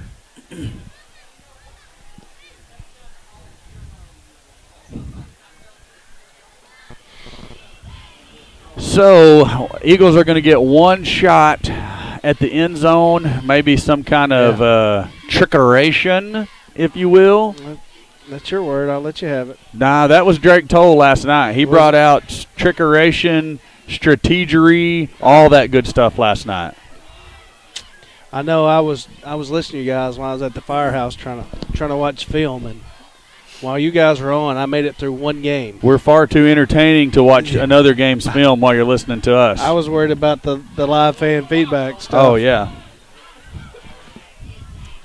So here we go. Trips to the top. Britton has it. Panthers only rush 3. Throws it up for grabs. Wirtz is going to have a chance. It's actually intercepted by the Panthers at the 15-yard line. And that's going to be the end of the half. Greenbrier is going to lead by a score of 20-0. We are going to take this opportunity to get set up for our show. Actually, hold the phones. Hold it. We are going to give you a special presentation of the one and the only Haley Burt attempting to kick a 20-yard field goal to win some kind of prize, a $250 scholarship to UACCM. So that's Haley down there with athletic director Nick Newman, and who's the other person with him? I can't tell. I don't know. That must be a UCCM representative. Could be. So Burt going to get her chance to kick a field goal here. Haley, one of the Valonia Eagles softball players, she's lining it up, telling Mr. Newman where to put the ball down. I want to set that ball up on the tee myself. Oh, yeah. Haley, you ought to know better than She's that, going to go soccer style, straight on with the kick. Approaches the ball. Kick is up, and it is good! Haley Burt is good from 20 yards out. Maybe we need us another kicker on the football team. Haley, you need to go back and watch this. I love you, sis. You already know that, but my goodness, you can kick a football. Outstanding job, Haley Burt. Wow. Good job, Hoover. Oh, wow. So with that, we're getting set up for the halftime show. That was exciting. I love it. We'll be back in just a moment with Alan and Drake on the Valonia Eagle halftime show.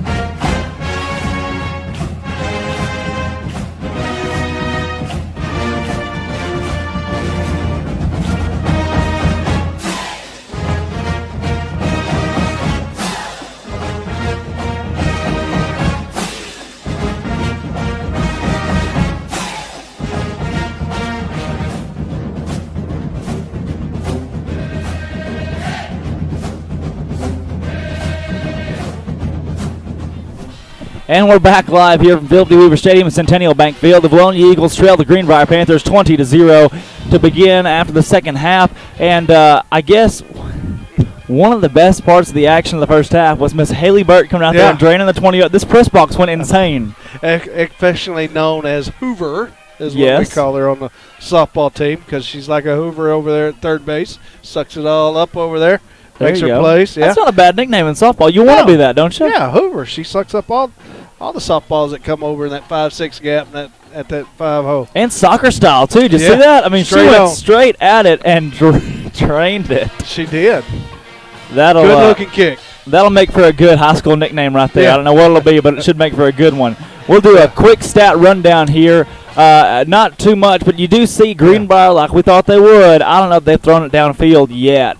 past 7-8 yards. I think Hammond had one catch plus 10 yards, and when I say plus 10 yards, it was like 12 yards deep over the middle. Exactly.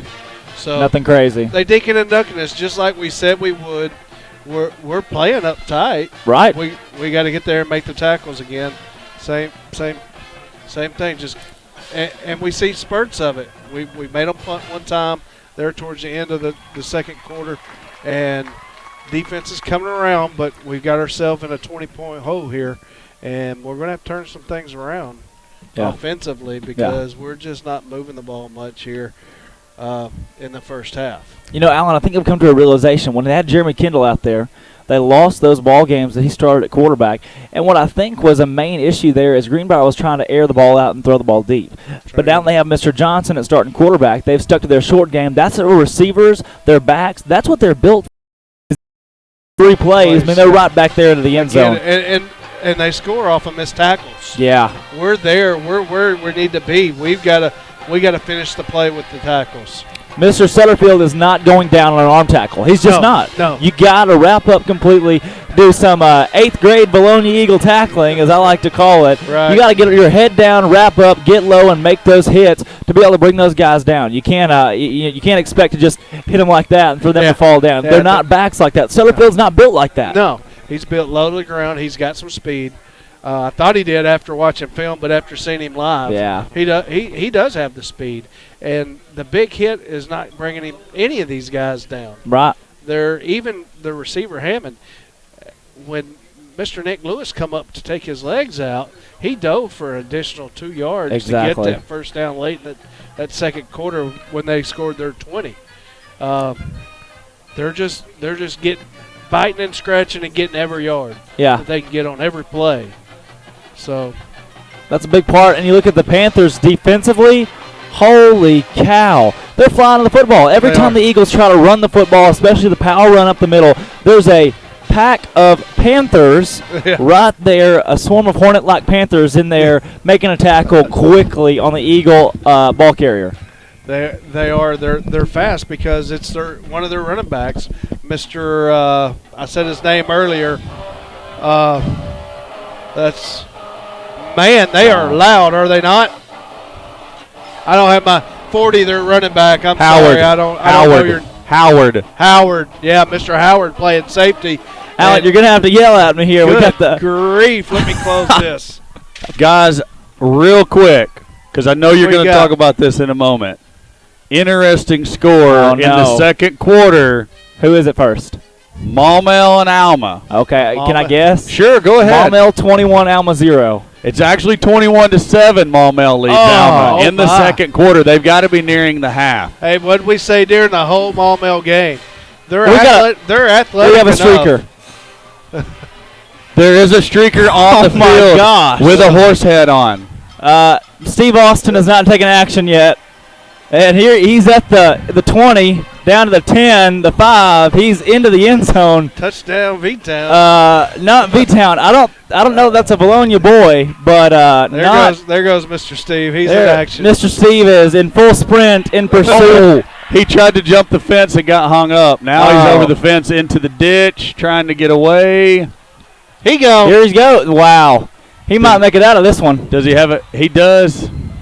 He's just going down towards the middle school there. Yeah, he's going to have to find some hiding spot before. Wow. Rivalry ball game. Did he come from our side or the other side? He came from the north end of the field. Yeah, he was at the north end of the field. He made a nice little loop around the band. He didn't get through the band. He was respectful of those guys at least. Nothing but his underpants and his horse mask. And tennis shoes. He got tennis shoes. You would not want to steal nothing in that. There's a whole group of guys now chasing him. The whole EMT crew and firefighters are sprinting after him now. The fans are cheering. The fans are going crazy down here. There goes somebody else chasing down that way now. I don't know if they're going to catch him or not. Is that a little action down there? I mean, this first Haley Bird drains a field goal, and now a streaker. Here's this if y'all want the rest of the scores. So Maumelle is up 21-7. Yeah, that's big, like isn't it? Corey had said when we went to Maumelle, they're athletic enough.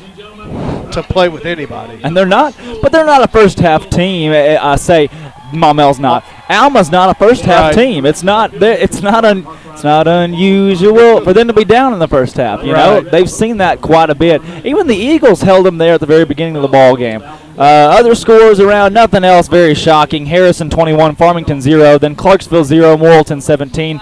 Clarksville trying to look for a little small burst of wind here in their last ball game of the season. Very similar to what the Eagles are trying to do tonight against Greenbrier. Just be the upsetter and dig out of a hole and topple a big-time team. But you look at, wow, I'm sorry, I'm still trying to recover here. But you look at that Maumelle score. Got you upset. Yes. Look at the Maumelle score, okay? If Harrison ends up winning their ball, if Morrilton wins their ball game tonight, they're up against Clarksville. If they win that one and Alma loses to Maumelle, that means Morrilton is our conference champion. Unless Harrison wins their ball game, then Harrison, yes, here we go. That's what you needed. So if Morrilton, if they win tonight against Clarksville, they probably will. Right. That puts them at 5-2. Alma, if they lose, they go to 5-2. Morrilton holds the head-to-head. Morrilton's our conference champion. Well, if Harrison wins tonight, they're 5-2. Well, Harrison beat Morrilton. They're our conference champion. Well, no, Alma beat Harrison, so they're our conference. Well, no, Morrilton beat Alma, so Harrison beat Morrilton.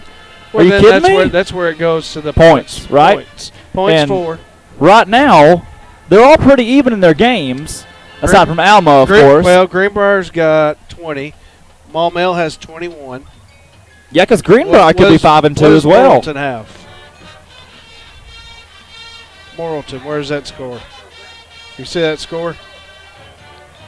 Morrilton has 17 right now. Yeah. So. I mean, I tell you, though, if in an ideal world, it'd stink for Maumelle. If they win this ball game, they jump to 4-3.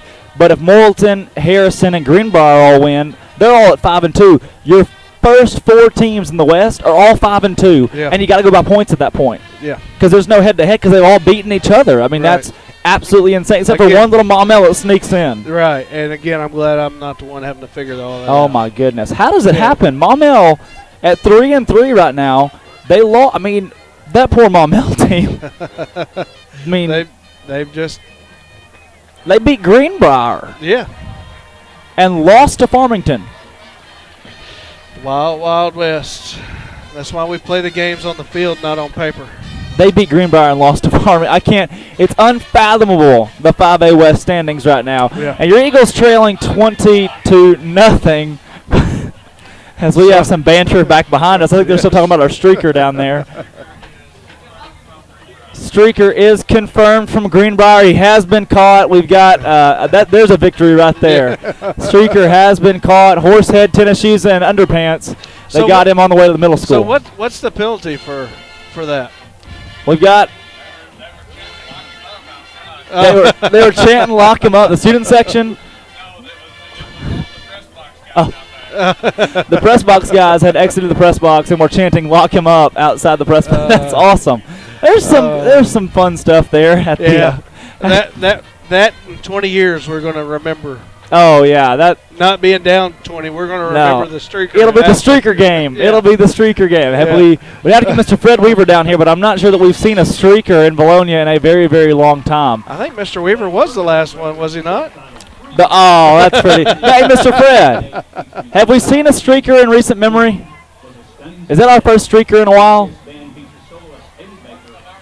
Mr. Fred says yes. First one since he did it in '74.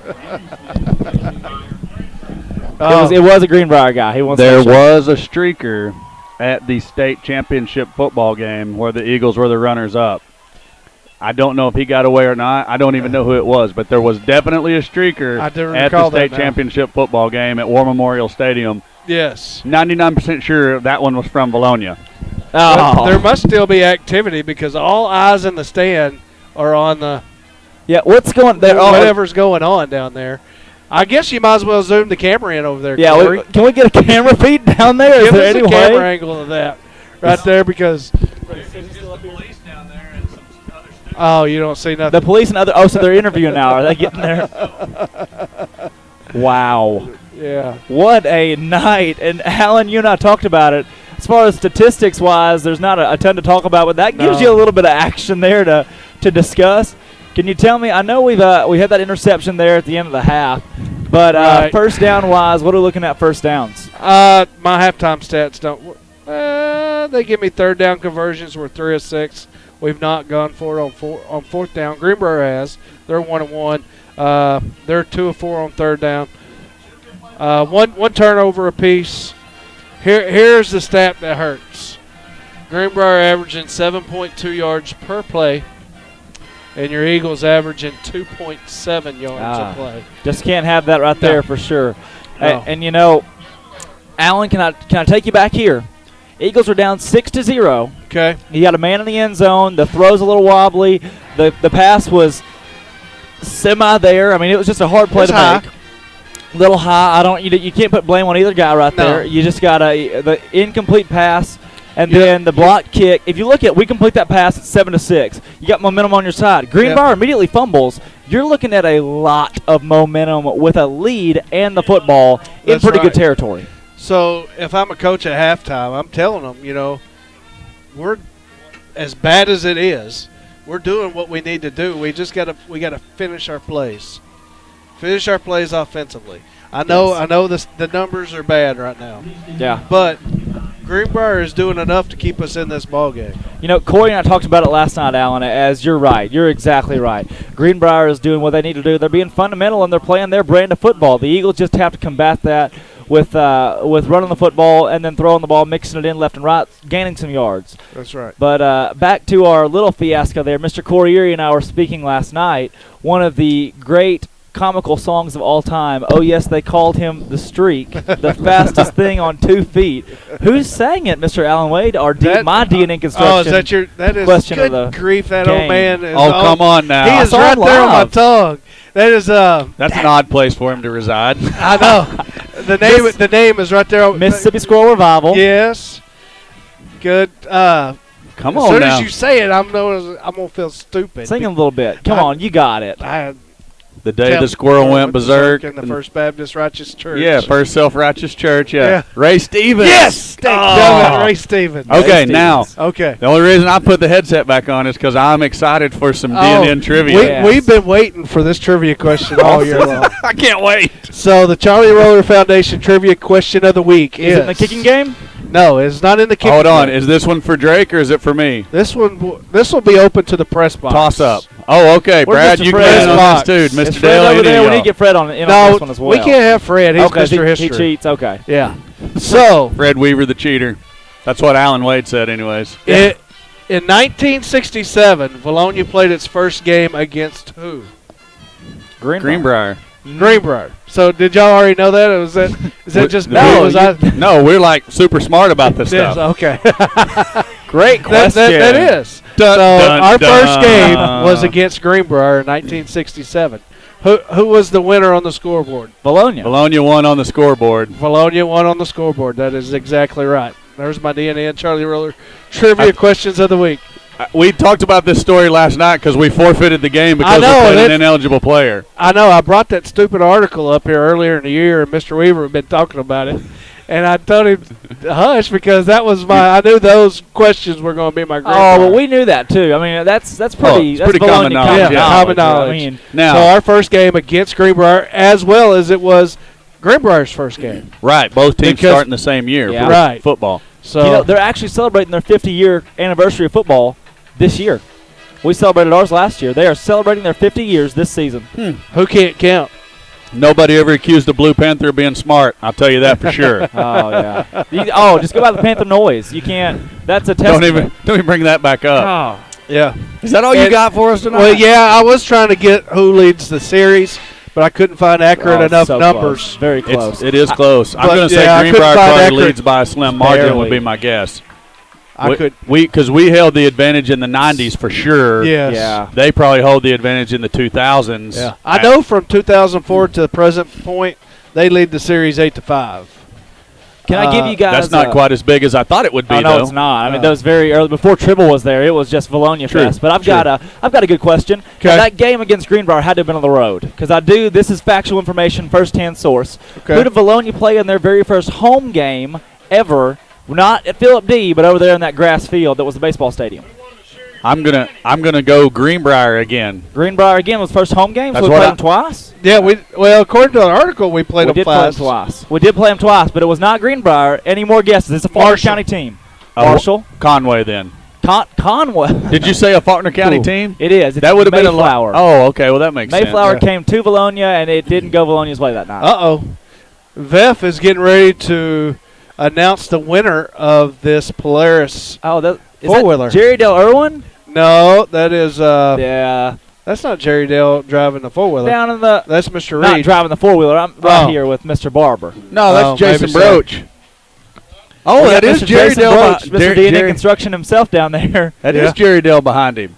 Look at that. I still don't see Barber. Clay Simpson down there. Clay Simpson's going to draw the name. So if Simpson comes up out of there, we know it's rigged. Yep. Man, I wish I would have got my name in the hat on that sucker. $100? Yeah, woo. I would have done it. Good call. One out of 100.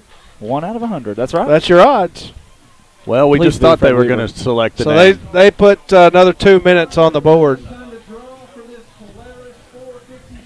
Here we go. We'll keep you guys updated. Sean Barber has announcing it up here. Clay Simpson going to draw. He plays in a big Super Bowl tomorrow. Sorry. They're shaking out a bag down there with all the names in it. Mr. Simpson's going to pull one out here. Who is it? Chip the board. Wow. Is he in the house? A resounding yell from the crowd. Yeah. At the announcement everybody was mad because their name wasn't drawn. A standing ovation as Mr. Chip in the house. I don't know. I don't know. If he is or if he isn't, he's driving a new Polaris four-wheeler here very, very soon. Yeah. That was donated by C2 Sports. That's right. Well, guys, this has been the halftime show with Drake Toll, Alan Wade, and a special guest, Corey Erie, in here with us. Always love to have him on our halftime show. Yeah, see, but he's the man behind the scenes, always making the shots available. We've had, our producer. A 20-yard field goal by Miss Haley Burt. We have had a streaker that went a whole 130 yards to the Valonia Middle School, and we've had some very good DNN trivia questions. We'll kick it back to second half action. Your Eagles trail 20-0 against Greenbrier on senior night. Drake Toll, Alan Wade, head of the second half.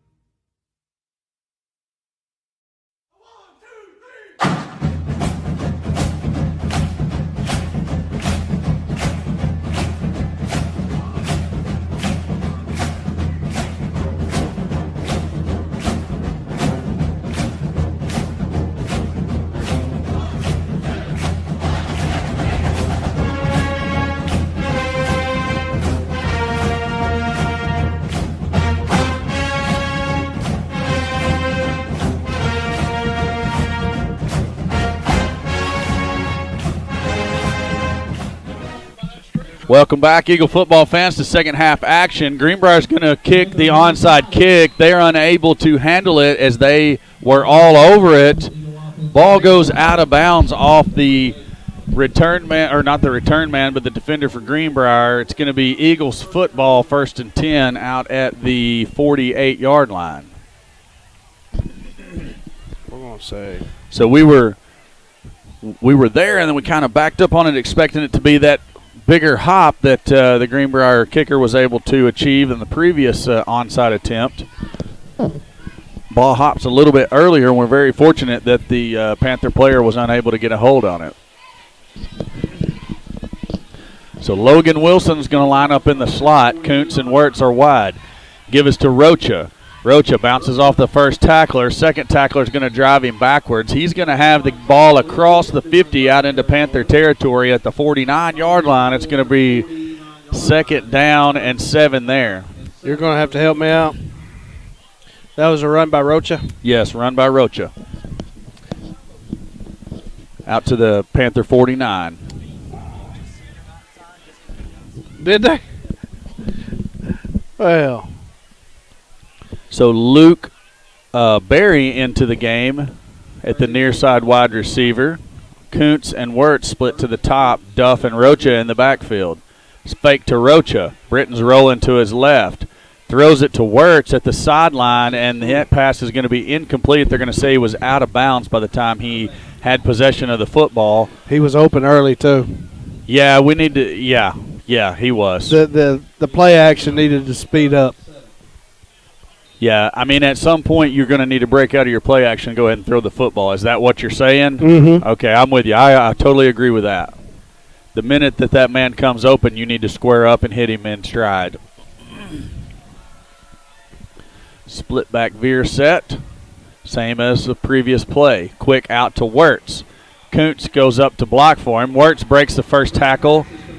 He's down at the 40-yard line. Ball comes out, but he was already on the ground before it does. 1st and 10 for the Eagles out of the Panther 40.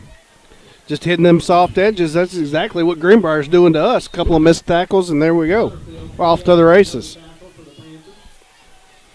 I tell you what, Miss Heber needs a hand for this, whatever this soup is. I'm not sure what that one's called, but I had some at halftime. It was rather tasty. Same set as before. Kuntz comes in motion across the formation. Give us to Duck. No, it's going to be Britton keeping. He's around the right end and still fighting for yardage. He's going to be out to the 30-yard line. He's going to be very close to another Eagle first down. And terrible spot. Yeah. They're going to mark him back at the 31. He got tackled. It's contagious, Corey. He got tackled awkwardly. Official sends Wirtz off. I'm not sure exactly what went on there. Blood on the uniform is what we believe is the reasoning. Squirt some of that juice on it and get back out on the field, They're sir. actually looking at his helmet. I wonder if his chin strap broke. God. I told you it's contagious. Well, there's so much good food up here tonight. I've been stuffing my face constantly, and that's Rocha straight ahead. Good power run by the Beast. He's got the first down and some. 1st and 10, Eagles out at the Panther 28-yard line. We need to go ahead and punch this sucker in right here. Indeed we do, my friend. Indeed we do. No, I'm kind of stating the obvious, but need it for our psyche for the rest of this half. 9 minutes and 50 seconds left to play in the third quarter. Berry remains in at the receiver position to the near side. Fulmer in the slot to the top along with Kuntz. Give is going to be to the Beast, Rocha again. He's out across the 25 down to the 24. Good hard running by Rocha. Did you really expect anything else? Oh no! Again, I'm following your lead and overstating the obvious. We don't call him the Beast for no reason. That's right. He has proven time after time this over the course of his career. I have been sent via the live chat who the streaker was for Valonia at the state championship game. Do we have was that gentleman from Valonia? Yes, he was. I already knew he was from Valonia, just didn't know his name. Britton on the good little shifty run there. He's out across the 20. He's going to be down just inside the 20 there, close to the 19. It's not going to be quite enough for a first down. Yeah, it's going to bring up 3rd and very short. We're going to have to just pass the 19 for that first down. Again, he got in that hole and just dipped and dived until he found him a little crease, and he got what he could get. So do we name the streaker on a hunch from the live chat or not? I mean, it's a lot of years later. It doesn't matter. Right. Duff takes off right tackle, dives forward. He's going to have the first down out to the 16-yard line, looks like, where they're going to mark him down.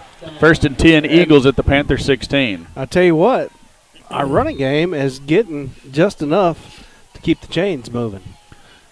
And guess what? When we have the ball, Greenbrier don't, therefore they can't score.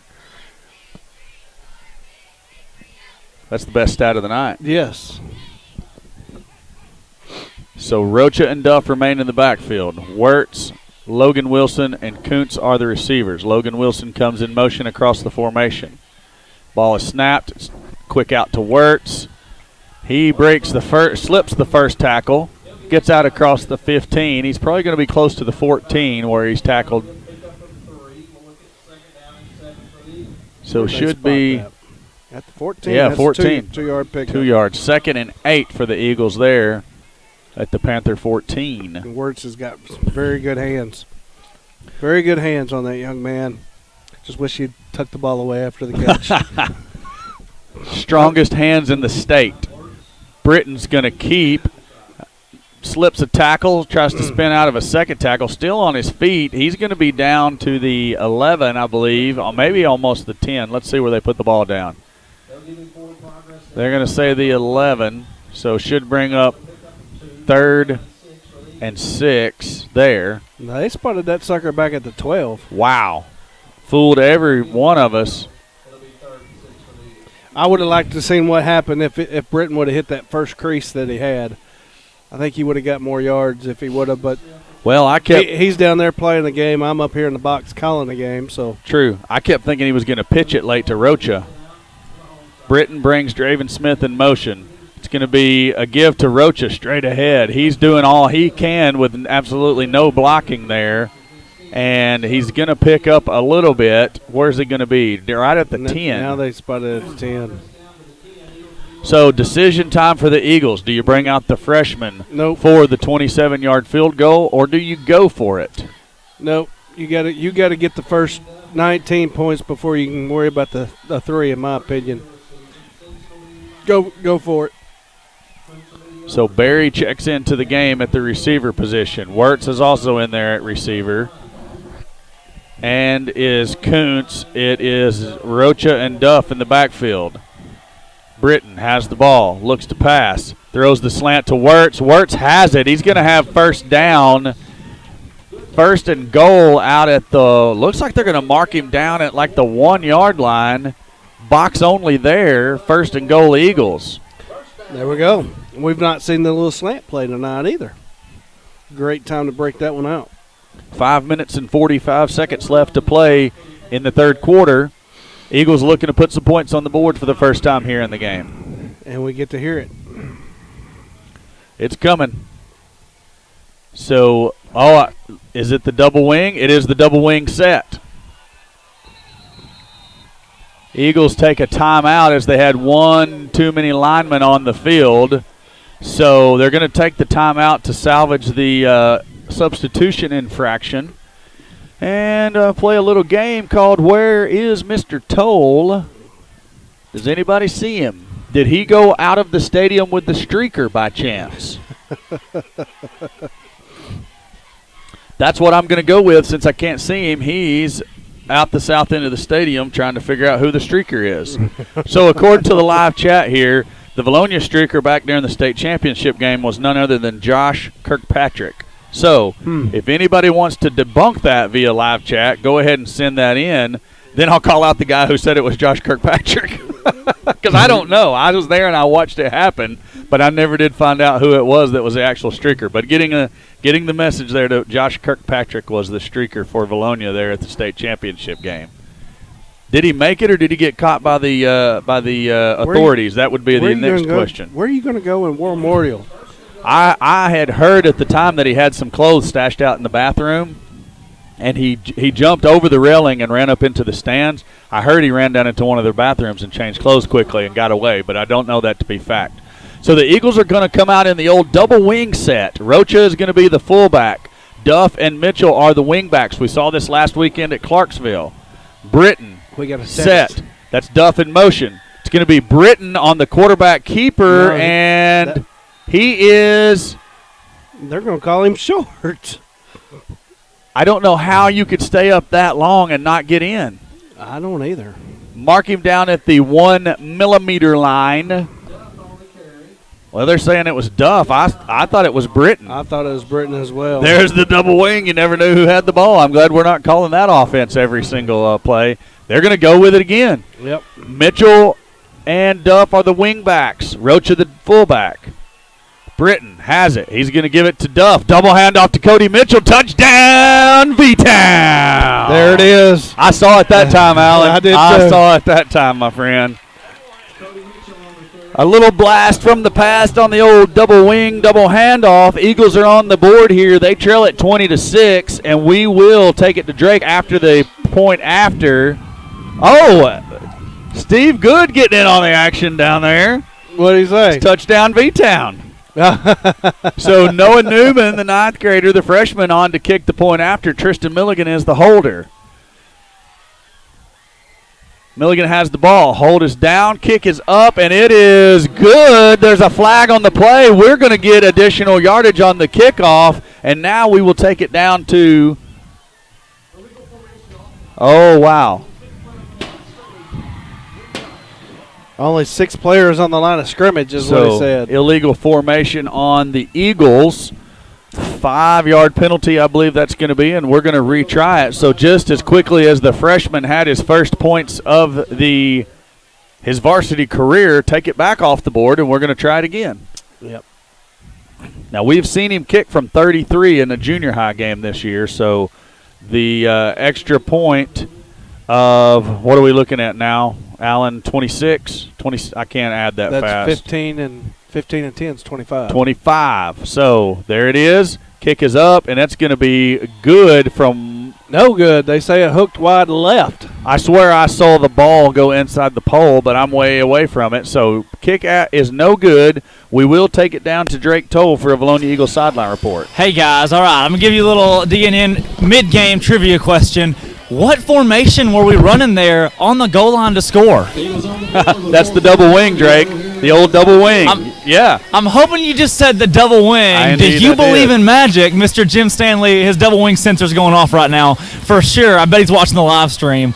But an awesome play down there running the little 45 and 36X toss and all that good old reminiscent stuff. But you come out here, you score right there, Mr. Newman with the short end of the stick on the flag right there. Look for the Eagles to come out defensively, have a lot of momentum, stop the football. You get a turnover right here. You're in business. Look, you're not out of this ball game. You can't act like you are. You got to come out, head up, firing off, ready to go, guys. Back to you in the booth.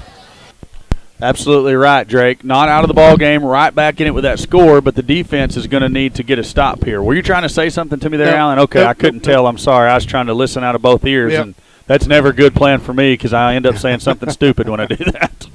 Not that I don't anyways, but – so Panthers expecting the Eagles to maybe go with an onside kick of their own. They've shown the ability to do that, and they're going to bring most of their guys up near the 10-yard line in anticipation. That's 10 of them. It's going to be Lewis on the kick down to the 30. Ball bounces. Panthers are trying to chase it. They do fall on it. That's number 3 for the Panthers falling on the ball finally. That is Tanner Vanaco. Yep. So I'm going to take an opportunity to talk about the T-shirt sponsors tonight. Valonia Eagle Football Foundation giving away 150 free T-shirts tonight to fans that came to the game early for the tailgate. All of the shirt sponsors were local churches: Valonia First Baptist Church, the First Church of Valonia, the Conway Cowboy Church, Friendship Baptist Church, the Valonia Church of Christ, and then the Valonia Eagle Football Foundation also getting a logo there on the back. Give us to Sutterfield for the Panthers. Gets around the right end there. He's going to have about a 4-yard gain or so. We'll see where they put the ball down. It's Kellett on the tackle. Clay Kellett. Ball's going to be at the 31-yard line. 2nd and 6 now. He's getting his average. You know, he averages 6.4 yards a carry. There's a 6-yard pickup. Oh. By mine, that is. Maybe I misspotted the ball to begin with.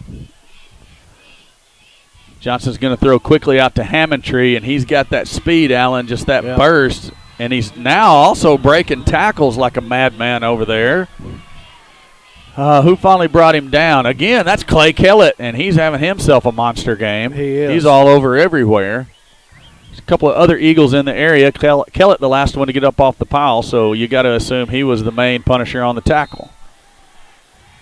Panthers back up to the line of scrimmage. Johnson's going to have Sutterfield, I believe, there in the backfield with him again. Brings a man in motion. Give is going to be to Sutterfield, and good tackle by number 50, Wyatt Milliken. Couple of flags on the play. One of them is definitely going to be holding on the backside. I don't know what the second one is. If that is what I think it might be, I'm going to get a little frustrated. I didn't see it.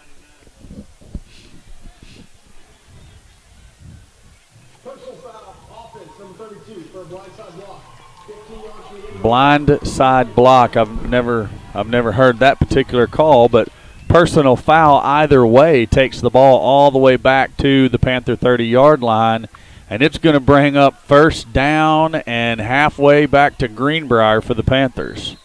I got first and 28. Also known as halfway back to Greenbrier. Just for you that got to know the numbers, you know. No, that's you're exactly right. So here goes Johnson again for the Panthers. Has the ball, and there's a whistle before the ball is snapped. I'm thinking there's going to be potentially a timeout. I didn't see any flags. False start on the Panthers. Back them on up some more. And Panthers go in the direction we want to. We want them to, rather.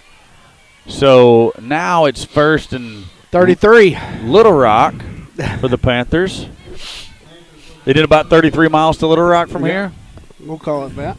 That sounds good. So Eagle defense looking for an opportunity to make a stop here. Johnson's going to be back to pass. It is a jailbreak screen. Back unable to handle it. Milliken's there to cover. He does make contact with the receiver, but he holds up wisely as he begins to hear the whistle about the time he makes contact. It's a good thing, too, because it was fixing to be bad news for Mr. Brown, number 32 there for the Panthers. So second and 34. You said 33, right? Yep. Ball's right at the 25. I'm going with you because they had it wrong on the board on the play before this too. So second and 33 for the Panthers.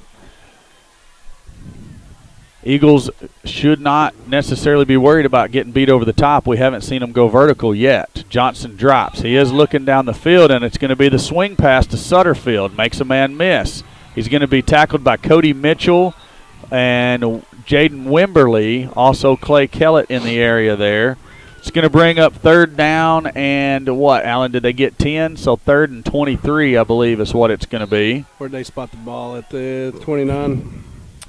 Yes, the 29. 4-yard pickup, so third and 29, you're right. Sorry, it takes me a minute to punch all them buttons over there. That's okay.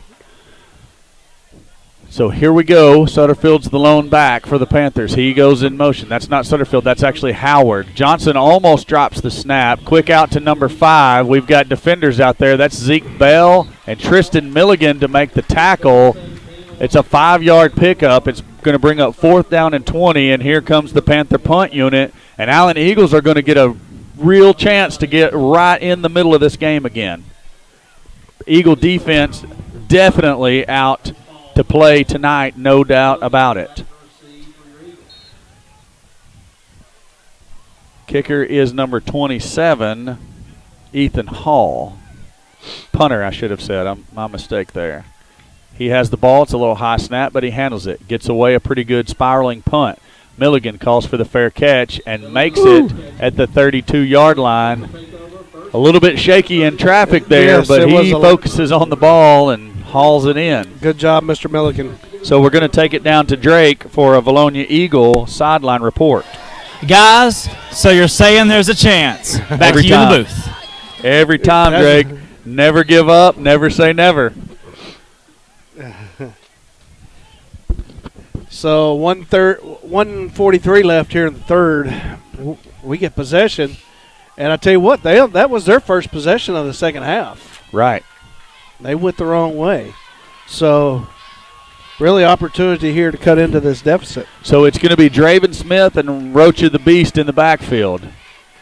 It's going to be a pitch to Smith. It's going to be a double pass. Smith throws deep for Kuntz, and Kuntz was being pushed completely out of the play. He had no chance to go get it. Interception by Howard. Kuntz on the tackle for the Eagles, and they're probably going to say it was an uncatchable ball. That's why there's no flag for pass interference. But the Panther defender basically had Kuntz by the collar, just shoving him up the field, not letting him come back to the football. He didn't. I still like the play call. Sudden change. Let's go get it. So the ball ends up right back where the Panthers snapped it when they punted it to us at the 40-yard line. They're going to have 1st and 10 there. Johnson has the ball. Gives to Sutterfield. Nothing doing there. Devin James, the first to arrive. He's assisted by Wyatt Milliken on the tackle for a loss. Looks like it's going to be back to the 38-yard line, loss of a couple. We're starting to shut down that run a little bit, aren't we? Indeed we are. And I like it. So Panthers come out with twin receivers on both sides. Sutterfield remains the back. Fake to him. Johnson rolls to his right. He's being chased by James. James hits him and completed. Incomplete pass. Wow. Two Eagle defenders had a chance there. Kind of mistimed their jump just a little bit. Discussion there in the defensive backfield by the Eagles on who was supposed to be in coverage where. And either way, whoever was out of position, two guys had a chance to intercept it. If they wait just a little bit longer to jump, I think we have it. Mm-hmm. So 3rd down and 12 for the Panthers. Sutterfield remains the lone back. Johnson drops. He's looking. He has time this time. He's going to be chased by Wimberly. Wimberly hits him after he throws. That pass is complete to number 1, Sakari Reese. He's going to be pushed out of bounds by number 16, Nick Lewis. And big downfield pass. And Allen, we said they weren't going to do it often, but when they did, they failed one time and succeeded the next. That was a good little pitch and catch, wasn't it? Yes, it was. It was basically the exact same play they just ran. Didn't he get a little double move up there? I wasn't watching that. I was watching the quarterback for the action there on the quarterback. And one of the Panther receivers moving forward when the ball is snapped. That should have been a false start. And a couple of an Eagle player and a Panther player getting tangled up there just a little bit. Everybody's good. Matt Malott loses his helmet. He's going to take the mandatory one play off.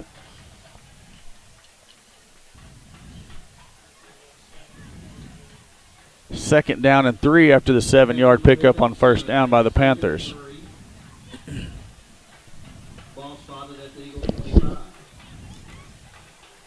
I got behind, Corey. That's okay. Johnson has it. He's going to throw quickly out to the right side. That's Sakari Reese. Missed tackle there by the Eagles defense. Reese is going to have the 1st down as a result of that. 1st and 10 for the Panthers out at the Eagle 17-yard line.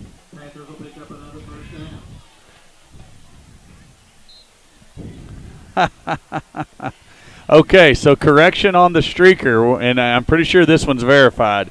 It was one of the Kirkpatrick brothers. It just wasn't Josh. It was Zach Kirkpatrick, and he apparently wanted full credit for the streaking there at the War Memorial Stadium. So, Mr. Kirkpatrick, you are now YouTube famous on the inaugural season of Eagle Vision here. Congratulations for being the streaker at the state championship game. So, with that being said, we're going to take it down to Drake real quickly for a Valonia Eagles sideline report. Guys, you got to credit that last big pass to Coach Tribble. All game long, Al and I talked about it in the halftime pregame shows. Those short routes were there for Greenbrier. That's what we were expecting on 3rd down and 12. You expect that little screen pass to try to go for that first down. They threw it deep, caught the Eagles off guard. The first time they'd thrown it deep, and they knew once they settled into that short game, they were good for one deep pass. They used it right there. They're driving the field. Eagle defense doesn't get a stop right here. We're in trouble. Got to have a stop and a quick score to rally yourself back in this ball game with 12 minutes left on the clock. As we travel back to the other side of the field, guys, back to you in the booth. So Drake is right. They did indeed wait for their opportunity to beat us over the top and take every advantage of it. It's going to be Panther ball deep in Eagle territory down at the 17-yard line.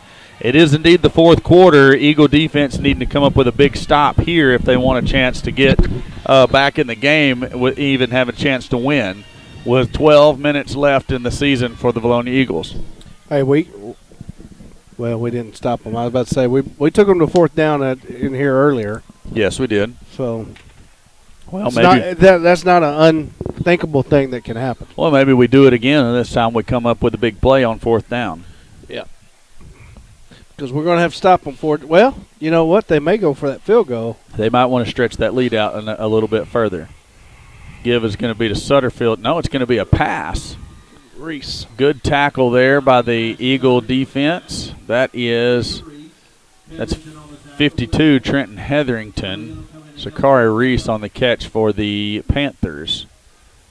2nd down and 4 now after the 6-yard pickup on 1st down. Wow. I couldn't tell that he got that much yardage.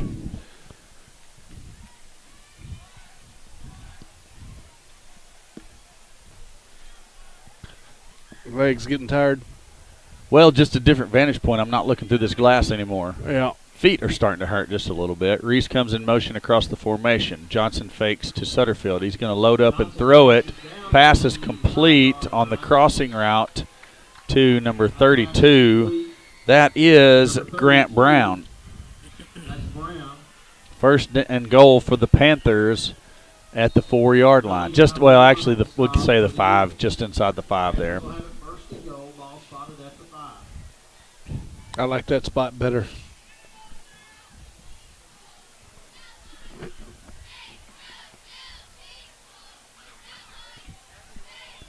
Sutterfield the back. He gets the ball. Big hole off left tackle. Touchdown Panthers. Greenbrier offensive line doing what it needed to do to open up that big old gap for him to run through, too. So Panthers lead your Eagles by the score of 26-6. Point after to come. Hammondtree is going to be the holder. Hall is the kicker.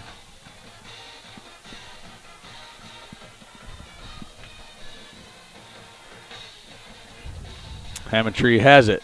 Kick is up, and it is good. There's a penalty on the play. Flag on the play.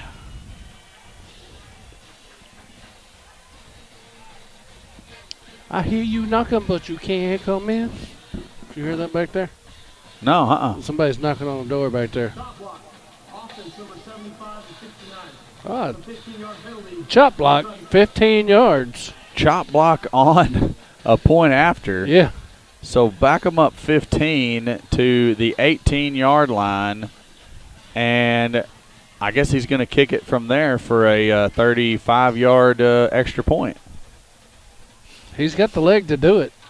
All you Eagle fans that gone to the concession stand. I've seen him hit from 40 and 45. Concession stand says the fresh hot popcorn is ready. You make sure you run down and support your Bologna Eagle band. There's the kick, and it is good. So the Panthers convert the extra point from 35. And they lead your Eagles by a score of 27-6. Drake's down there on the track. We're going to take it down there to him for another Bologna Eagle sideline report. Very stout leg of the Panther kicker there as they mark that penalty off, and he still drains the extra point. The Eagles have 10 minutes and 45 seconds left to go in their entire football season. You're going to see a lot of blood, sweat, and tears. As you've seen all year from these guys, you want to have heart and toughness in these last 10 and a half minutes to finish out this ball game in a tough way, make it respectable. Score a couple times and have and give Greenbrier a fight here to round the ball game out. It's a pleasure to be down here on the sideline calling for you guys. Great working with our crew this year. Been so much fun. We got 10 and a half minutes left. Let's make the best of it. Back to you guys up in the booth. Let's run a commercial too if we can. Well, we just don't have time for that at the moment, but we will get a commercial in. The next stoppage of play, probably both commercials.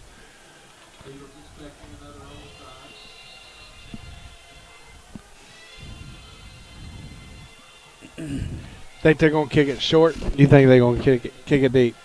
They are going to kick it short. They do it every time. Yep. Oh, they got it. The Panthers have it as the Eagle player unable to hang on to it there. That was 12 to lose with the onside kick.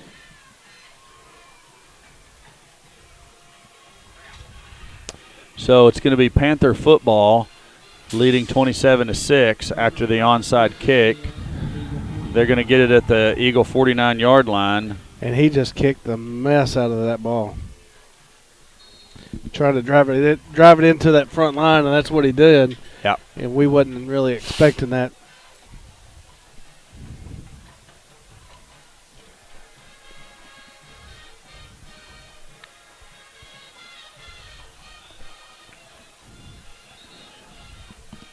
Pass. I was looking down. Sorry, I didn't see it. No, you go ahead. I pass wasn't was seeing complete to number 5.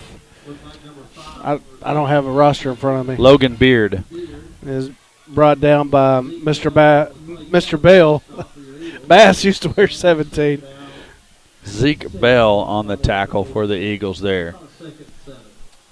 So Johnson ready for the ball again. He has it. Gibbs going to be to number 3, Vanaco. He's got a 2-yard gain out across the 45 to the 44-yard line. Going to bring up 3rd down and about 5 there. There's 9 minutes and 57 seconds left to play here in the Eagle football season. Yeah. You'd like to go ahead and end the game on a positive note of some sort or another. Not completely out of the realm of possibility to win it here. No, some craziness is going to happen, but not out of the realm of possibility. Johnson drops to pass, throws over the middle, tackled by Trenton Hetherington back there in coverage. Number 81 was the receiver for the Panthers. That's Ryan Bernard. He's actually listed as an outside linebacker. Huh. He did a good job just finding a little spot to sit down and wait on the ball. So Vanaco remains the lone back. Well, no, there's a fullback over there too. Vanaco's in the tailback position there for the Panthers. He has the ball off left tackle. Big hole to run through there, and he's a load to bring down. He is. Finally tackled out at the 27-yard line. 1st and 10 there for the Panthers. Yep. I used to play against his dad. Tanner Vanaco, son of DJ Vanaco, Greenbrier legend. That is Tanner Vanaco again on the carry-off left tackle. He's going to have a pickup of about 3.5 or 4. He's going to be out to the 25-yard line. Brings up 2nd and a long 6 there. Who was on the tackle? I did not catch the tackler. Mr. Rick, did you see who tackled? Nope, we did not see the tackler. He can't see nothing behind that screen. Hetherington. Trenton Hetherington, number 52, the tackler.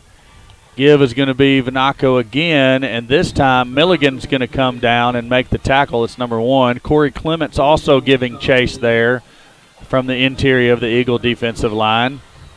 Might as well stack the box right here because they fixing to run it. That's all you're going to get to see. So Vanaco checks out. Howard checks in to the backfield for the Panthers. Johnson remains in at quarterback. Panthers in no hurry to snap the ball here. 7 minutes and 40 seconds left to play. 5 seconds on the play clock. They do get it off in time. Pitch goes to Howard. He has blocking out in front of him. He's got a lot of running room.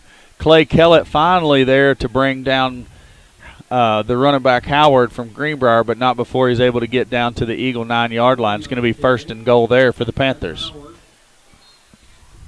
Kellett on the stop for your Eagles. Kellett looked like he was shot out of a cannon. Goal ball spotted at the 9. Running Howard down. Eagles are going to blitz here. Milligan comes off of his man and they're going to blitz from the cornerback position. Flag on the play. False start on the Panthers. 5-yard penalty. Remains first down. Well, if there has been one thing that Greenbrier has not done well, they've had quite a few penalties tonight. Hasn't affected their ability to put the ball in the end zone, though. No. Unfortunately. No. Usually when you see a team commit as many penalties as the Panthers have, their score output is a lot lower. So they're going to fake it to Howard. Johnson rolls out to his left. Flag on the play. And an interception by Nick Lewis. Yes, an interception by 16, Nick Lewis. Outstanding job. There's a flag on the play. Number 9 for the Eagles comes limping off. That's Drew Kelo. I'm not exactly sure what the penalty is there.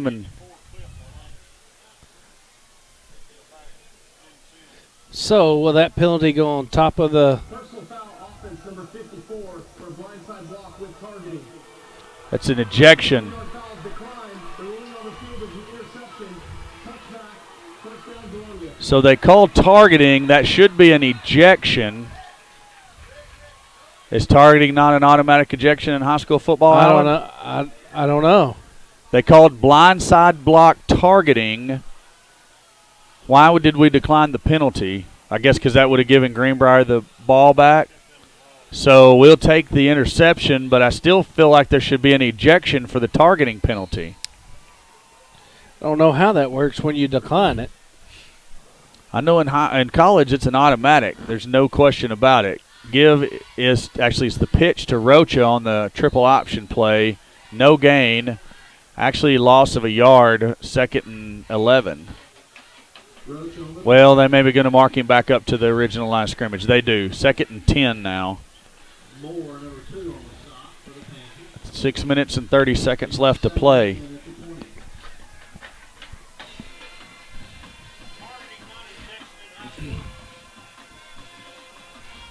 So Britton is going to go in the shotgun. Rocha the lone back.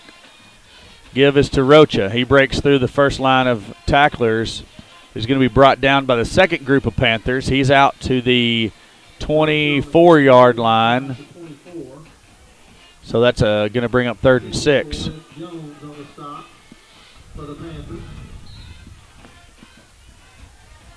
Britton asking for the play call again. He has it. Eagles are going to come out to the line of scrimmage. Morris and Kuntz split to the top of your screen. Smith and Wirtz to the bottom. Rocha remains the back. Britton has it. He's going to look to pass. Throws it to Wirtz. That ball's almost picked off again.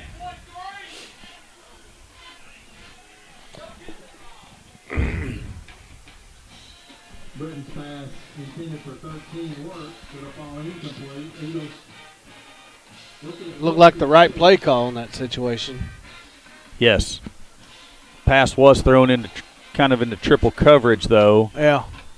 Not really sure that Wirtz would have had an opportunity to get it anyways. And I didn't see the other action on the. The Eagles are going to go on 4th down. Britton drops to pass. He's flushed out of the pocket, and he takes off running. He's going to get first down yardage and some more. He's trying to get out of bounds. Now he's up across the 40 to the 45 to the 50, and he's going to step out of bounds at the Panther 42-yard or 47, 46-yard lines where they're going to give him.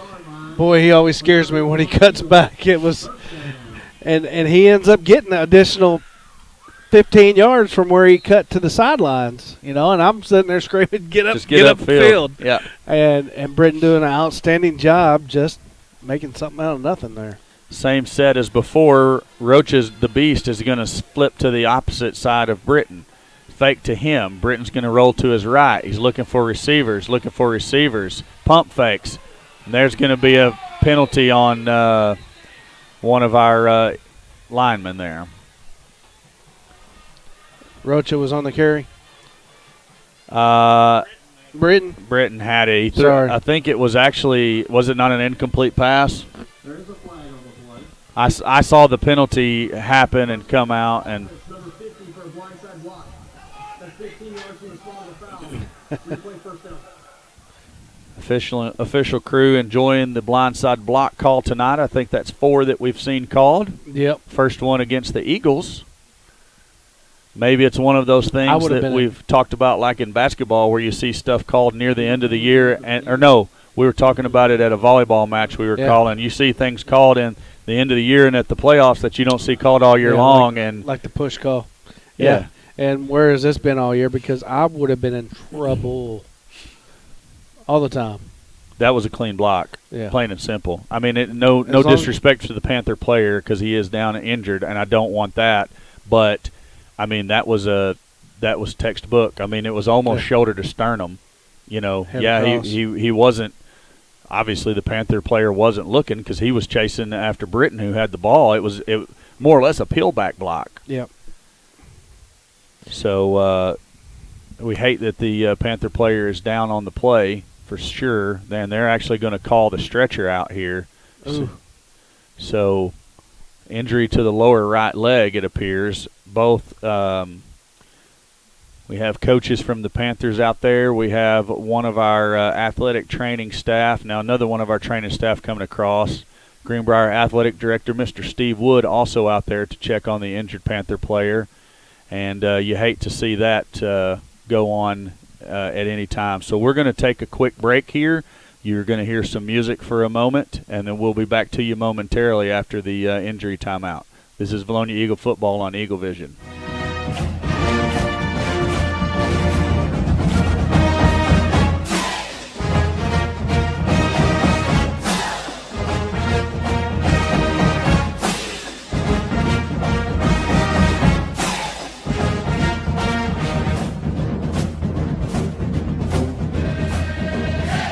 Was an outstanding athlete at Valonia, and he truly exemplified what it meant to be a Valonia Eagle. On behalf of the Valonia Eagle Football Foundation, we would like to say thank you to the Friends of Charlie for their continued support of the Charlie Roller Classic. This event has allowed ongoing support to many sporting events and activities throughout the Valonia School District.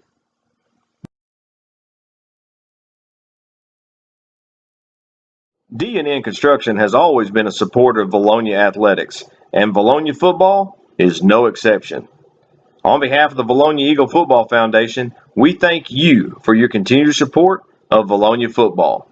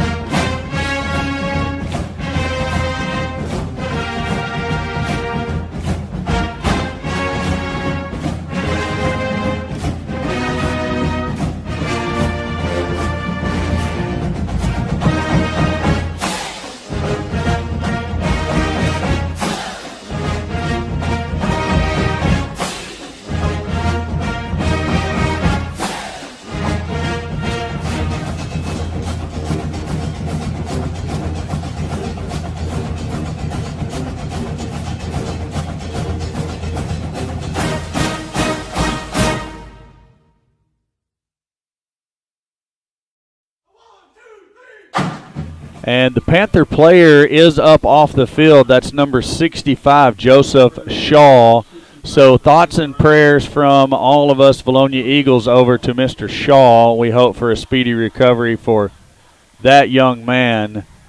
And you hate to see anybody injured, especially as long as he was down. They actually brought the stretcher out. It looked bad in the beginning. It definitely did. Brought utter silence across the stadium. You could have heard a pin drop on both sides and also in the press box. So thankful that he's up and didn't go off on his own power, but he went off with some assistance. So he denied the stretcher.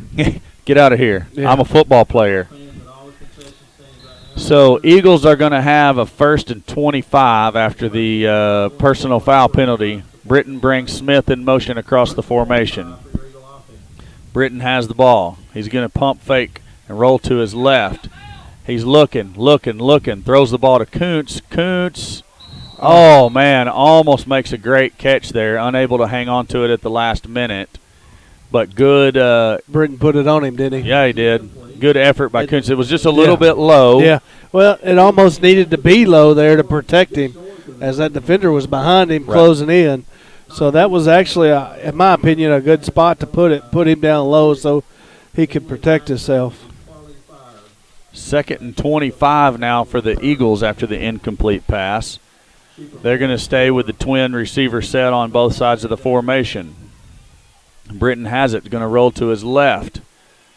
Good block there by Rocha. Throws again, almost intercepted off the defensive back's hands, and Kuntz unable to get a hold of it after the deflection. So 3rd and 25 now for your Eagles.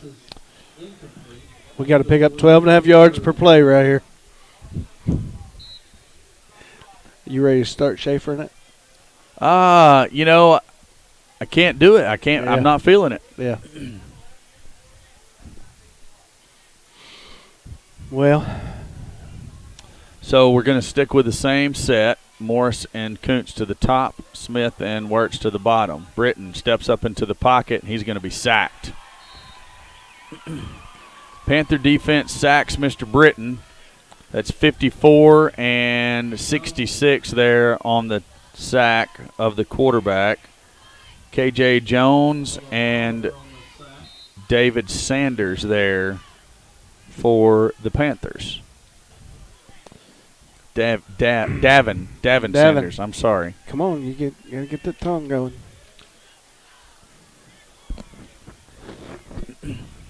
So 4th and 25, Eagles are definitely going to go for it here. Britton has the ball. He's looking, throws the ball over the middle to Wirtz, and that pass is knocked down by number 2, Talon Moore. Turnover on downs. Panthers are going to get it at the Eagle 35-yard line, 1st and 10 there. Yeah, and we had to go for it.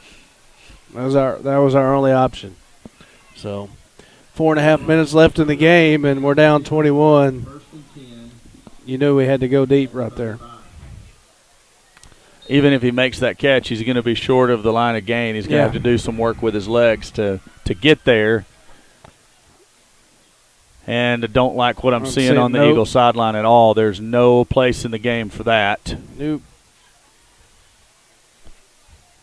So the give is going to be to the back for the Panthers. I didn't catch a number. I almost said Shaw. It's not Howard. Shaw. Howard, I'm sorry. I couldn't.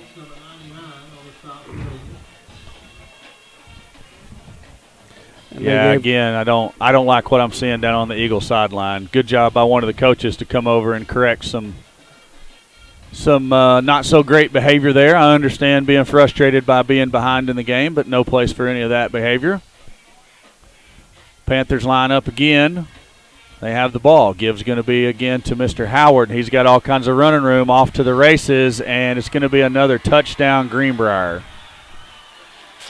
They lead it 33-7 now. And I knew he had some speed.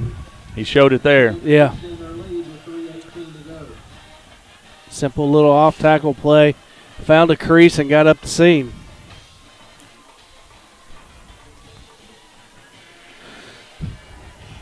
You think he could lift 100 pounds over his head?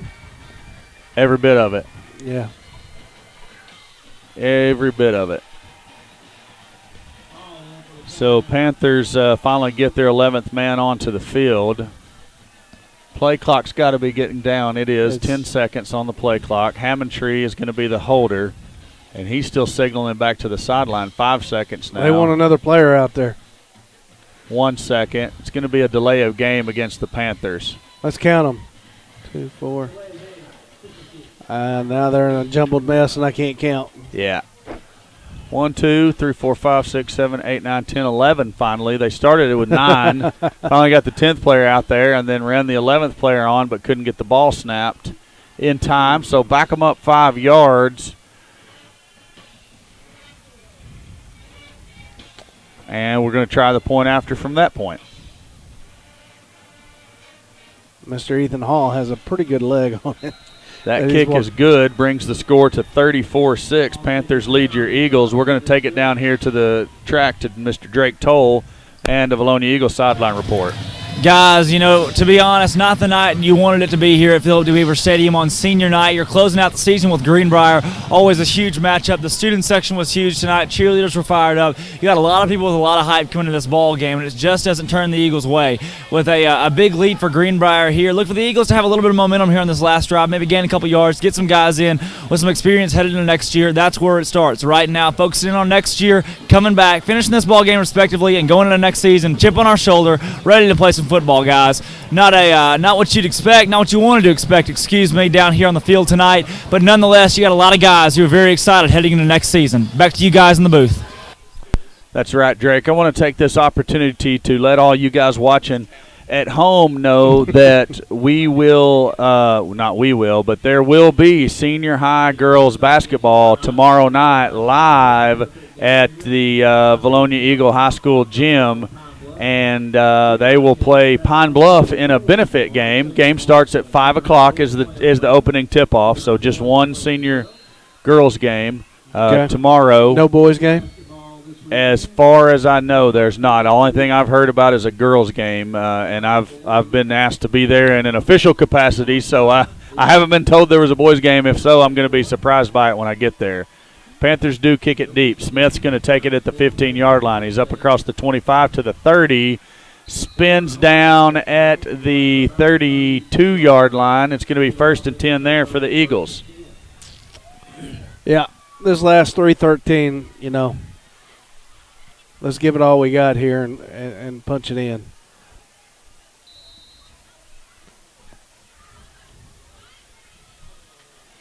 I think we had some questions in regards to the streaker tonight.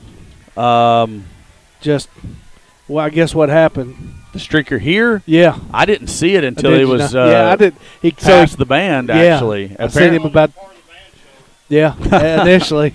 Thought it was part of the show. Then we realized he didn't have anything on but his underwear. Pass goes to Dylan Fulmer. He's unable to get a hold of it.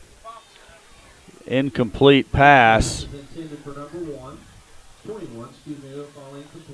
So 2nd and 10 now for the Eagles. Anything else we haven't covered tonight? Streaker tonight's game, he came from the north end zone somewhere, ran through the Greenbrier Panther band, exited the stadium to the south end zone, not very gracefully as he got hung up on the fence. Maybe the horse mask impeding him. Britton's going to keep around the right end. He's got a decent gain up across the 35 out to the 30. Where's they going to put it down? 37? 37, 38-yard line. So 3rd down and 4 now for the Panthers after the 6-yard. I mean, for the Eagles after the 6-yard pickup. 2 minutes and 44 seconds left to play in the season for the Eagles. Logan Wilson checks into the game in the slot. It's going to be Duff and Rocha in the backfield with Britton. Britton's looking, throws the quick pass to Wirtz. Wirtz is hit immediately. He's trying to get out of that one. He can't do it. Where are they going to mark him down? That's terrible. Wow, they're only going to give him the 40-yard line. Probably would have been really close to the 1st down if they give him the spot that he actually caught the pass at rather than where he was driven back to. So 4th down and 2 now for the Eagles right at the 40-yard line. Kind of sums up how our nights went, hadn't it? Pretty much. Smith's going to check into the game. He's going to go to the slot to the near side with Wirtz. Logan Wilson remains in the slot to the top with Kuntz wide. Britton drops, looking. It's going to be a screen pass to Wirtz, and Wirtz is going to have the 1st down out across the 45. He's going to be near the 46-yard line. 1st and 10 for the Eagles there. Clock is stopped at 1:42 to play while they reset the chains. And now we're ready to roll again. Duff back into the game in the backfield. Britton gives to Duff. Duff is off right tackle. He's hit there, but he picks up 4 out to the 50-yard line. They're actually going to give him the 49, it looks like. So 5-yard pickup. We got to get moving. Going to bring up 2nd down and 5. Timeout. Nope, injury timeout. Yep. Wilson is down. Coach Stewart is out to attend to him. So, want to mention the Eagle Extravaganza next Friday night at Frank Mitchell Intermediate School, and also going on all day Saturday. Be $1 admission at the door to get in. Be various vendors set up selling goods and donating some of their profits to the Valonia Angel Tree is what it is. So Wilson McKnight, our athletic trainer, also out to check on the injured Wilson. We're going to take this opportunity to roll our commercials, and then if Wilson's not up off the turf, we will go straight from that into some music. So this will be D&N Construction. D&N Construction has always been a supporter of Valonia athletics, and Valonia football is no exception.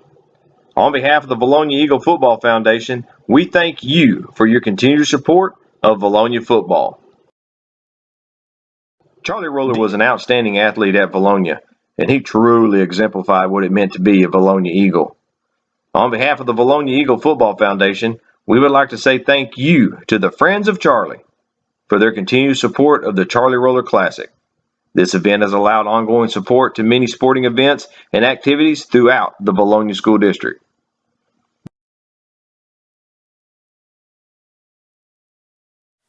Here we go. Logan Wilson up off the turf and walks off with help of Coach Black and Mr. Tommy Bates. You see the quick pass out to Dylan Fulmer. He's looking for running room. He's going to reverse field. Got a good block there. Going to have to make a man miss. He does, and he runs 100 yards to pick up 4. It's going to be close to an Eagle first down. Hey, he's doing what he had to do to pick up those 4 yards. Good effort, young man. No slight to him. He just ran a long way. He ran an awful long way. 3rd down and 2 at the Panther 46. Eagles to the line quickly. Britton has it. He's going to throw it to Kuntz. Kuntz is trying to get upfield. He's going to have the first down. Spins out of a tackle. Brought down by the whole pride of Panthers there. That's Lions. I do that every time. Yeah.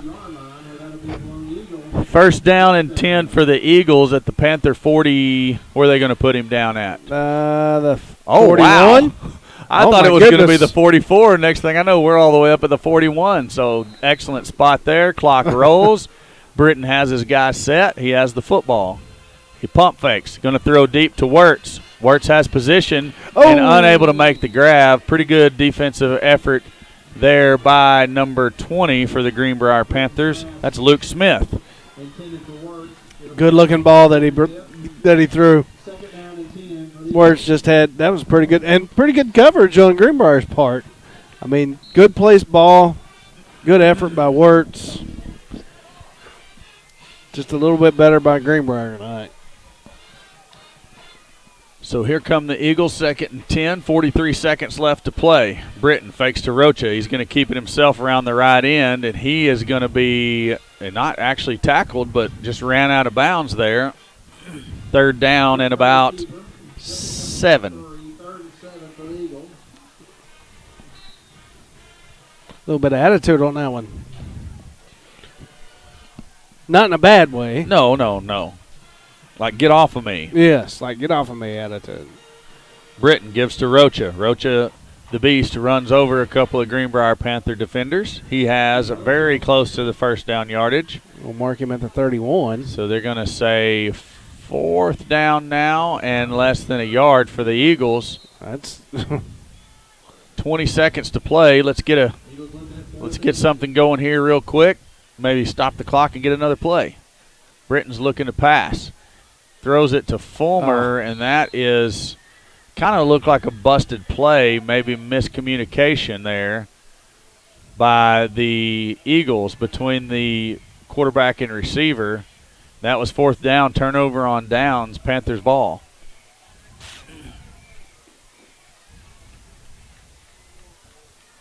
So Greenbrier's going to win it by a score of 34-6, assuming they come out of the victory formation and take a knee. Then again, they may look to put a few more points on the board. Yeah.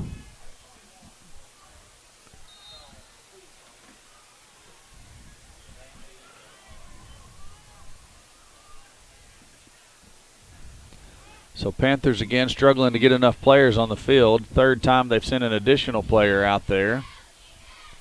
Sorry, I had my eyes elsewhere. That's okay. They finally got all 11 there. And it really doesn't look like the victory formation, is it? Yeah. It is indeed the victory formation. So with that knee, clock's going to roll. 5 seconds left to play in the season. And it is all over from Philip Weaver Stadium. Clock hits double zeros. That's the final buzzer on the season for the Eagles. They fall to 1-9 on the season with the 34-6 loss here on senior night to the Greenbrier Panthers in the Harkness Roberts Scholarship Challenge game. Judges Cup also. So that means one young man from Greenbrier is going to get a $4,000 scholarship. One young man from Bologna, we were able to up it this year to $1,000. So one senior from Bologna will get $1,000. So I got the application. That's what this stack of papers right here is. I got to turn in the applications for it. I guess we can look at the deadlines right there. Yeah. As soon as I find it.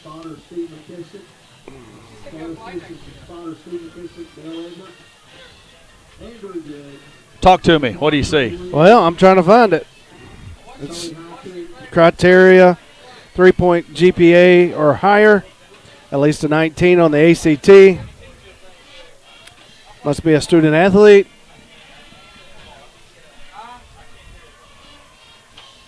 Where's the deadline? Deadline. April 1st is the deadline to turn in your application. So I've got a whole stack of them right here that I'm going to be turning into Coach Young and the coaching staff. So if you've got a Bologna senior, you can see your Bologna high school coaches for that. Greenbrier also see Coach Woods or Coach Tribble, and they are also going to have their applications over there as well. Or if you can't get in touch with one of the coaches to get an application, you can certainly get in touch with myself.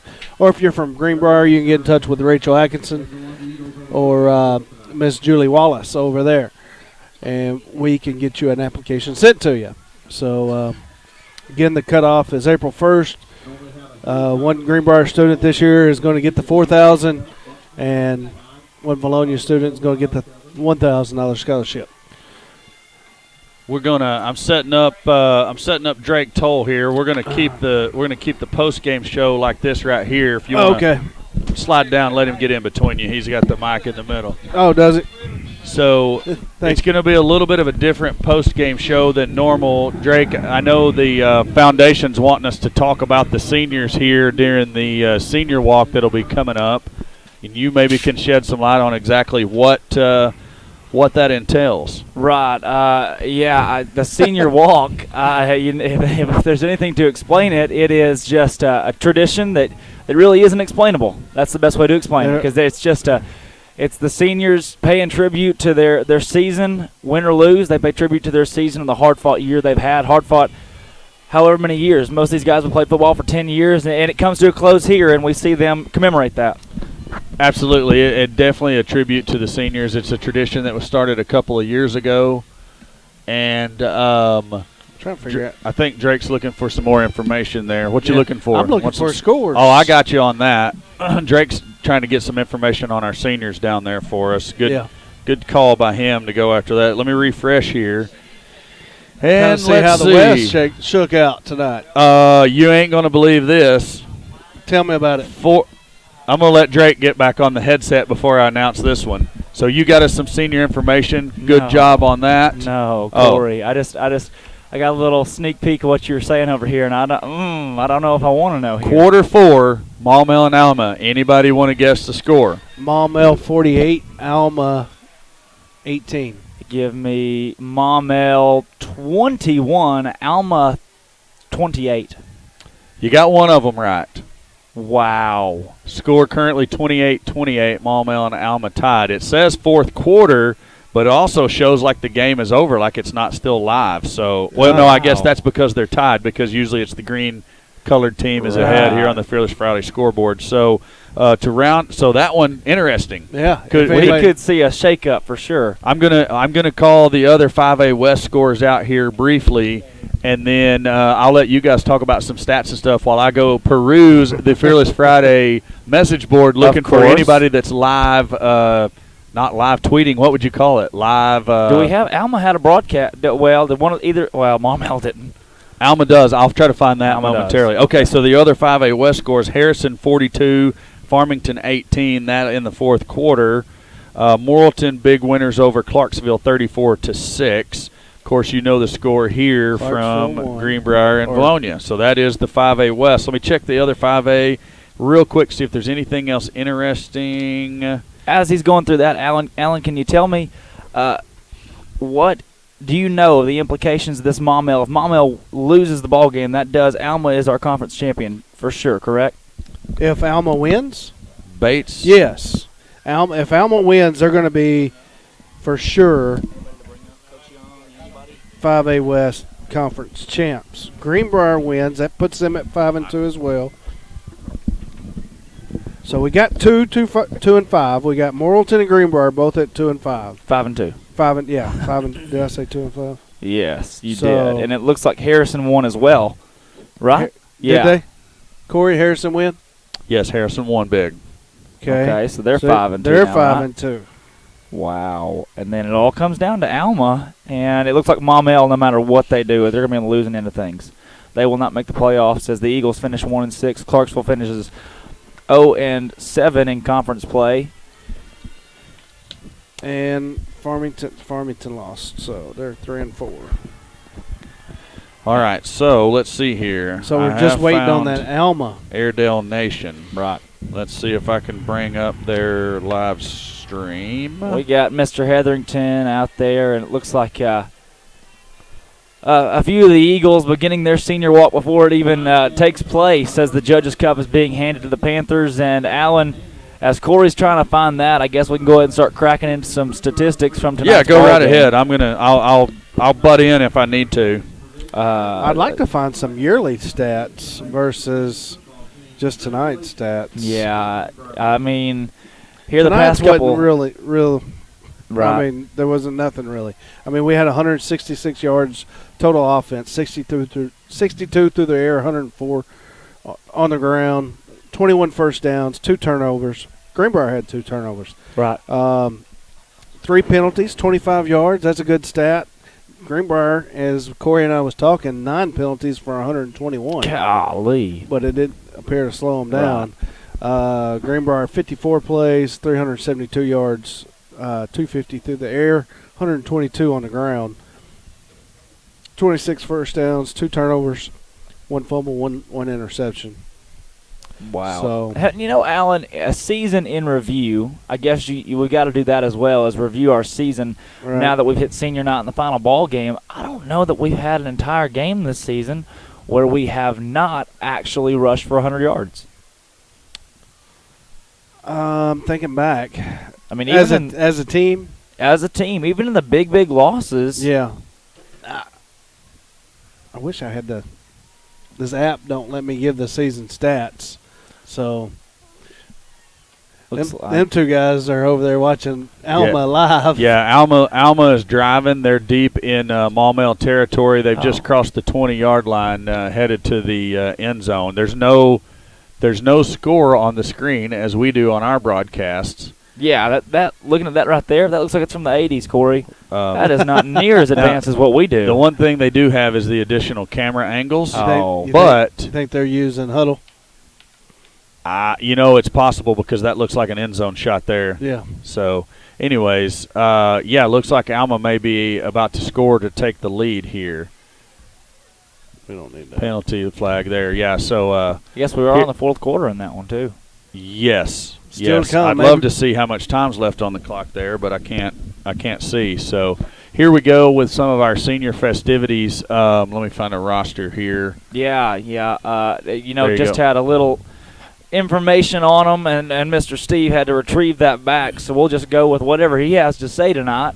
As we have our senior walk, the guys, most of the time we see them, Look at those shirts right there, Mr. Sean Barber himself. I'll have to order me one of those for sure. But sorry for the little outtake there. But no, that's okay. I had to give them credit, man. Those are pretty good-looking shirts. Definitely. But seniors are lining up in the middle of the field. You got 20-plus guys out there. Each of them have been senior spotlights throughout the year. You know, we've had a couple of games where our senior spotlights have cut out. We've gotten them all in there nonetheless, and they all spread out. They usually go to the locker room, as Corey and I talked about pregame. But tonight they're going to go ahead and do their senior walk right here, right now, as they spread out. The families are coming out onto the field, and one of those traditions that it's bittersweet. You end a career in football of 10 years or more, 10 years or less. You played football. For so long, played 3 years of high school football. And so, I'm sorry, Drake. I'm having the thing's so loud, and I'm watching football. I didn't hear you. Go ahead. My mistake. No, it's no problem. I was just going to mention that you see each of the seniors there holding a rose. They're going to present that to their mother, I would assume, or whoever their female role model is in their life that's going to participate in the senior walk-off here.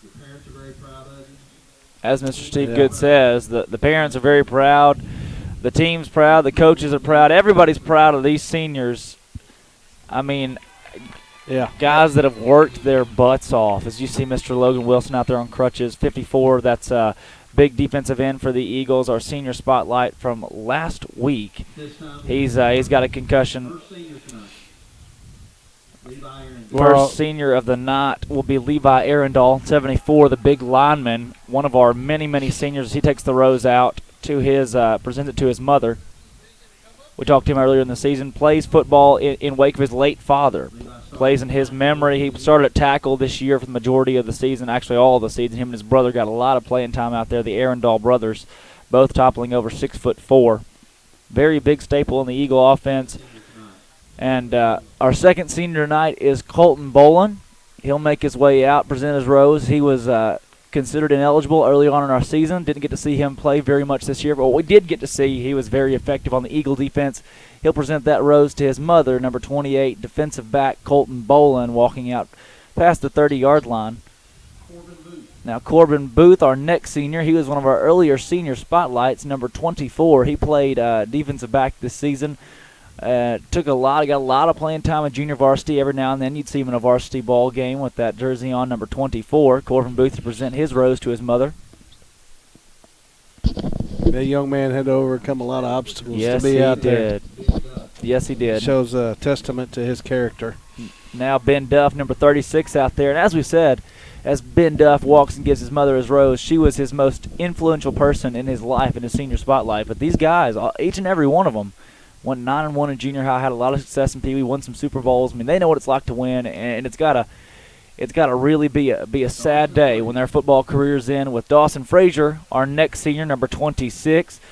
He played in the secondary this season for the Eagles, a lot of playing time in JV. Once again, very similar to Mr. Booth, would sub into high school ball every now and then, presenting his rose to his mother down there near the 50-yard line. And, you know, for each of these guys out there, throw playing time out of it, they all played their butts off and practiced every single day. As now you see slot receiver Dylan Fulmer, number 21, walking out there. Got to talk to his grandfather before today's ball game. Watches our broadcasts a lot. Doesn't get to make many games, but you know, a guy that, as he presents his rose to his mom, he had a lot of quality receptions late down the stretch in the season for the Eagles. One of those big seniors that means a lot to the Eagle offense. Christian Gardner now coming out, number 54. Defensive end. He was actually hurt in a wreck here recently, received a concussion downtown on 64, and he comes out and gives his rose to his mother. Very sad to see him go down with concussion a couple weeks ago, unable to finish his senior year, but does aspire to play college football, and as of right now actually does have an offer from a school in Missouri, so it looks like he'll be continuing his career. Now center with also some college football aspirations, number 59, Ethan Gassaway. He turns his rose to the football team and gets a loud cheer and applause as he comes out and gives his rose to his mother. His entire family is standing there. The only missing member is Tyler, his older brother, but the rest are standing there as he gives them all a hug. Our next senior is number 52, Trenton Hetherington. He had surgery in the middle of the season, and here he is coming out. Got to play the last few ball games, starting against Harrison and really a testament to how tough he is. He had surgery, and he casted up that arm and has been playing football ever since Harrison, and a big hug to his mom, who is a staple on the Valonia Eagle Football Foundation, are working with them and working with getting senior meals and pregame meals, things like that. Very involved is his mom and his dad down there, who's a very big football fan. Those two very influential in his life, within and without football. Again, one just playing through that pain. I know that's tough. Oh, yeah. Now number 42, Clay Kellett, bringing his rose to his mom, Elizabeth Kellett. He points out to the football team and the coaches over there. He was a very, very big staple in the defense, the middle linebacker spot, the Mike linebacker spot, and what a testament to how tough he is. A guy that didn't play a ton last year, but to come out this year and make such a large impact. Another guy that played both ways, number 73, Matthew Malott. He comes out to his mother and father, and as we said, one of the bigger guys on the offense, toppling 6'2", 6'3", and just a big guy out there. He was actually hurt in the first game of his sophomore year, but came back, battled back from injury, and this year played in every single ball game, starting both ways. A very, very tough attribute to this Eagle offense and defense. A big staple for the defense now. Number 1, Tristan Milligan. We love seeing him play some hard-nosed defense for the Eagles. He doesn't care who he's facing. He's very hard-nosed and plays hard, a good brand of football, and we love honoring our seniors, especially a big guy and a staple on the defense like Mr. Milligan. What a great season for him as he comes out and hugs his mom. See, our next senior, the press box favorite and student favorite, as Mr. Steve Good says, number 50, Wyatt Milliken, coming at the 40-yard line to hug his mom and dad. And wow, the Wyatt Milliken shirt's down there, a guy that's just an outstanding leader in our school district and somebody that can play a good brand of football, very tough and very, he's not dirty at all. As he comes out and gives his mom the rose, he is such a very hard-nosed, tough football player that keeps it clean, and you got to respect what he's able to do to lead the football team and lead the kids in the classroom. Now number 5 marching out for your Eagles, that is Cody Mitchell, defensive back, that played a lot of quality time here. He ran the football a few times as a sophomore and a junior. Didn't see him in the backfield as much this year. But Mitchell comes out and hugs his mom. Mitchell, one of the big staples. He was our senior of the week at Maumelle, and a very good year for him. Now, number 11, Michael Morris, we've talked about him all season. Whenever he touches the ball, he's doing something special. He comes out and hands his rose to his mom. Michael Morris, a great job in the backfield running the football for the Eagles, and even punting, kicking, playing a little on the defensive side of the football. He's a big staple for the Eagle offense and defense, and a big leader, carrying the ball a lot. And it's got to be Mr. number 2. Is that Isaiah Rocha? The Beast. That's the beast. Don't call him by nothing else. The Beast. Hey, looky here. He's got a following on the live chat. Yeah, he does. That's all Isaiah Rocha. I read through that earlier. But Isaiah Rocha down there giving his rose to his mother. I mean, another one of those. You say it, a big staple of this offense. We'll miss him dearly as he graduates this year. Final football game played tonight. Very, very good athlete, very good football player. Great to see him out there starting in every ball game this season. Now, number 10, Cody Simpson, tight end, started a lot of ball for the Eagles this year. A big blocking tight end. He comes out and gives his mom, Stacy, his rose. And, as I said, it's sad to see each and every one of these guys leave our football program as they put in some quality hours. Him and his dad, he said his mom and his dad are so influential in his life, and he absolutely loves watching our broadcasts, and a testament to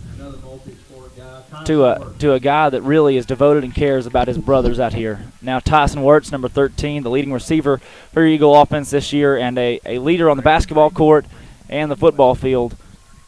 An outstanding job this season. Number 31, Braden Westby. Sorry, I had a quick outtake there. But, yeah, as we said, Wirtz, a big staple on the offense, leading receiver as he hugs his mom down there. Now number 31, Braden Westby. He was injury-stricken early on in his high school career, and now he labels himself as, and I like it, a student assistant coach. He helps the coaches in the press box, comes out and hands his his rose to his mother. Another really big staple as far as being a leader. Now number 4, Logan Wilson. He crutches his way out to his mother Angela there at the 46-yard line, hoping he's okay. But a very good job at tight end this year. I mean, can't say enough how well he played blocking and even receiving the football every now and then, Mr. Logan Wilson. And those are our seniors. They'll collect into the north end zone and meet all of the rest of the Eagle team and all the coaching staff as they'll run out and get their helmets. And almost positive that the Boys of Fall will start playing over here at some point in time, or another very patriotic football song. But our senior, yeah, there it is, the Boys of Fall. You gotta love it. Yeah, we're actually supposed to see some fireworks at some point here. I was told that we need to. Awesome. We've seen the fireworks all season long. What are you talking about? Touchdown V-Town. Oh, we got Mr. Steve Good to say it tonight too. I noticed that. It's catching on. We had shirts made with the catchphrase on it. Had Mr. Steve Good say it. When the fireworks start. Yeah, I can't. The seniors all coming out and hugging their brothers right now. A touching moment and a good tradition, very organized this season to see those guys go down there and just pictures being taken, the parents on the side, and it's not, the parents aren't rallying around them quite yet. They're just letting them say goodbye to their brothers because they played their last bit of ball together. For the final time, they play with each other tonight as those seniors graduate away and the juniors and sophomores are left to step up and lead the team next year. But a testament to our seniors. We'll go back through our seniors as the fireworks show is starting. We had number 1, Tristan Milligan, number 2, Isaiah Rocha, number 4, Logan Wilson, number 5, Cody Mitchell, had number 10, Cody Simpson, number 11, Michael Morris, number 13, Tyson Wirtz. I'm sorry, we're getting some feedback here. Fireworks head out over there. We continue through our seniors. Number 21, Dylan Fulmer. Number 24, Corvin Booth. Number 26, Dawson Frazier. You also got out there, let's see through here, number 42, Clay Kellett. Number 36, Ben Duff. Number 50, Wyatt Milliken. Senior number 52, Trenton Hetherington. Senior number 54, Christian Gardner. Senior number 59, Ethan Gassaway. Let's see, senior number 73, Matthew Malott. Senior number 74, Levi Arundel, rounding out our seniors for this Eagle squad. A lot of seniors, and they all fought hard this season as you see the smoke-filled sky. They sure did. And I remember my last game. My last game was on this very field, and it was against England High School. And you really don't know what you're about to – these guys really don't know what they're about to be missing. But even today, I don't have a kid out there, but it kind of brings a tear to your eye because it's something that it's hard to explain. You played your last down of football, and you're not going to get to do that ever again, and it's a game you grew up loving. Yeah. I mean, it ends just like that. Yeah. It's sad to see. In a blink of my eye, and it's done and over. And to this point in their lives, it's been what they know. Yeah. Friday Night Lights. And you can't get it back, Alan. You can't get it back. Yeah, it's an unexplainable moment for sure. It's like I said, I don't have a.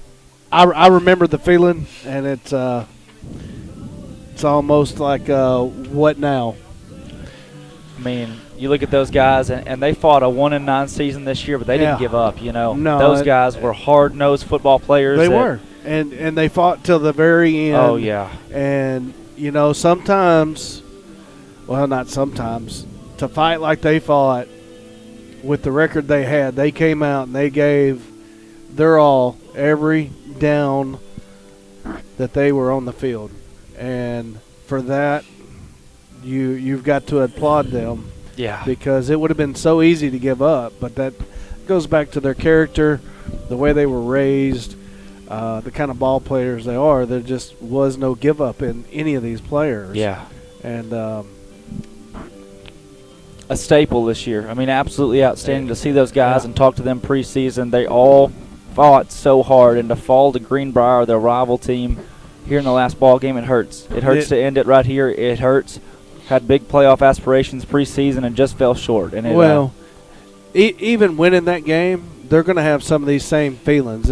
Oh yeah. That they're having right now. Even winning that game, just because it's done and it's over with. Right. And though that may not be sinking into them quite yet, but the first Friday night that rolls around that the lights pop back on, Yeah. and they're not able to slip on the pads and the helmets and go play the game that they grew up loving, it leaves an empty feeling.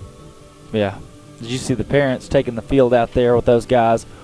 Lots of hugs, the coaching staff out there, and I mean, it's not just seniors. It's really emotional time for the juniors and the sophomores as well, because those seniors are such leaders, Alan, on this football team, and now they're gone. Yeah, and what is sinking in a little bit are the juniors now realizing, holy cow, I've got at least 10 games left, maybe more if we make the playoffs, but I've got 10 games left now. What has happened?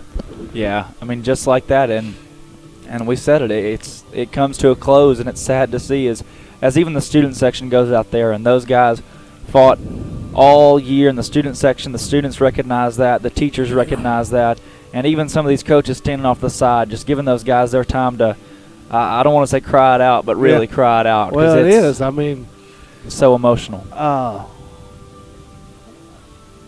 I remember when I graduated and played my last game, I cried like a baby. When my son played his last game, cried like a baby. And as I sit here watching it now, my eyes are kind of watery. I don't know how you I guess I'm a big baby like that.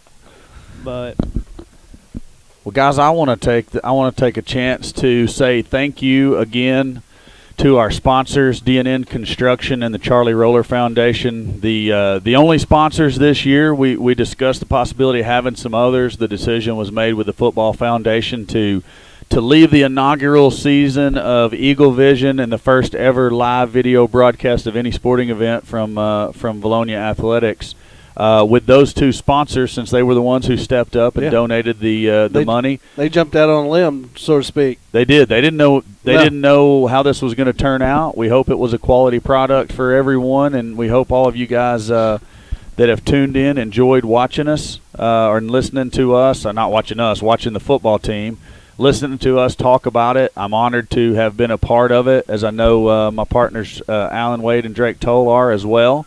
I want to say a special thank you to the Valonia Eagle Football Foundation for allowing us to be the broadcast team here for the football season. We really do appreciate that. And thank you, Mr. Sean Barber, Mr. Jason Broach, especially as they were the ones kind of in the planning meetings early on when we were trying to get this all put together.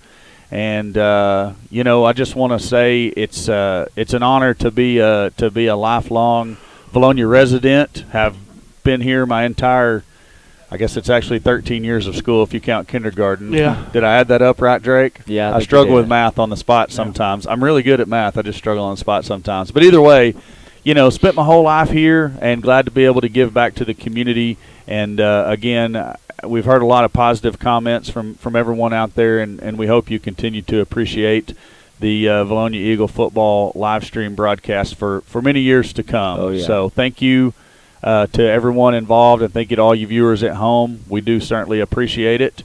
And, guys, y'all want to throw anything in there to add to that? No, you summed it up great. Yeah, Thanks for having us. And, again, thank you to our sponsors, DNN Construction, Charlie Roller Foundation.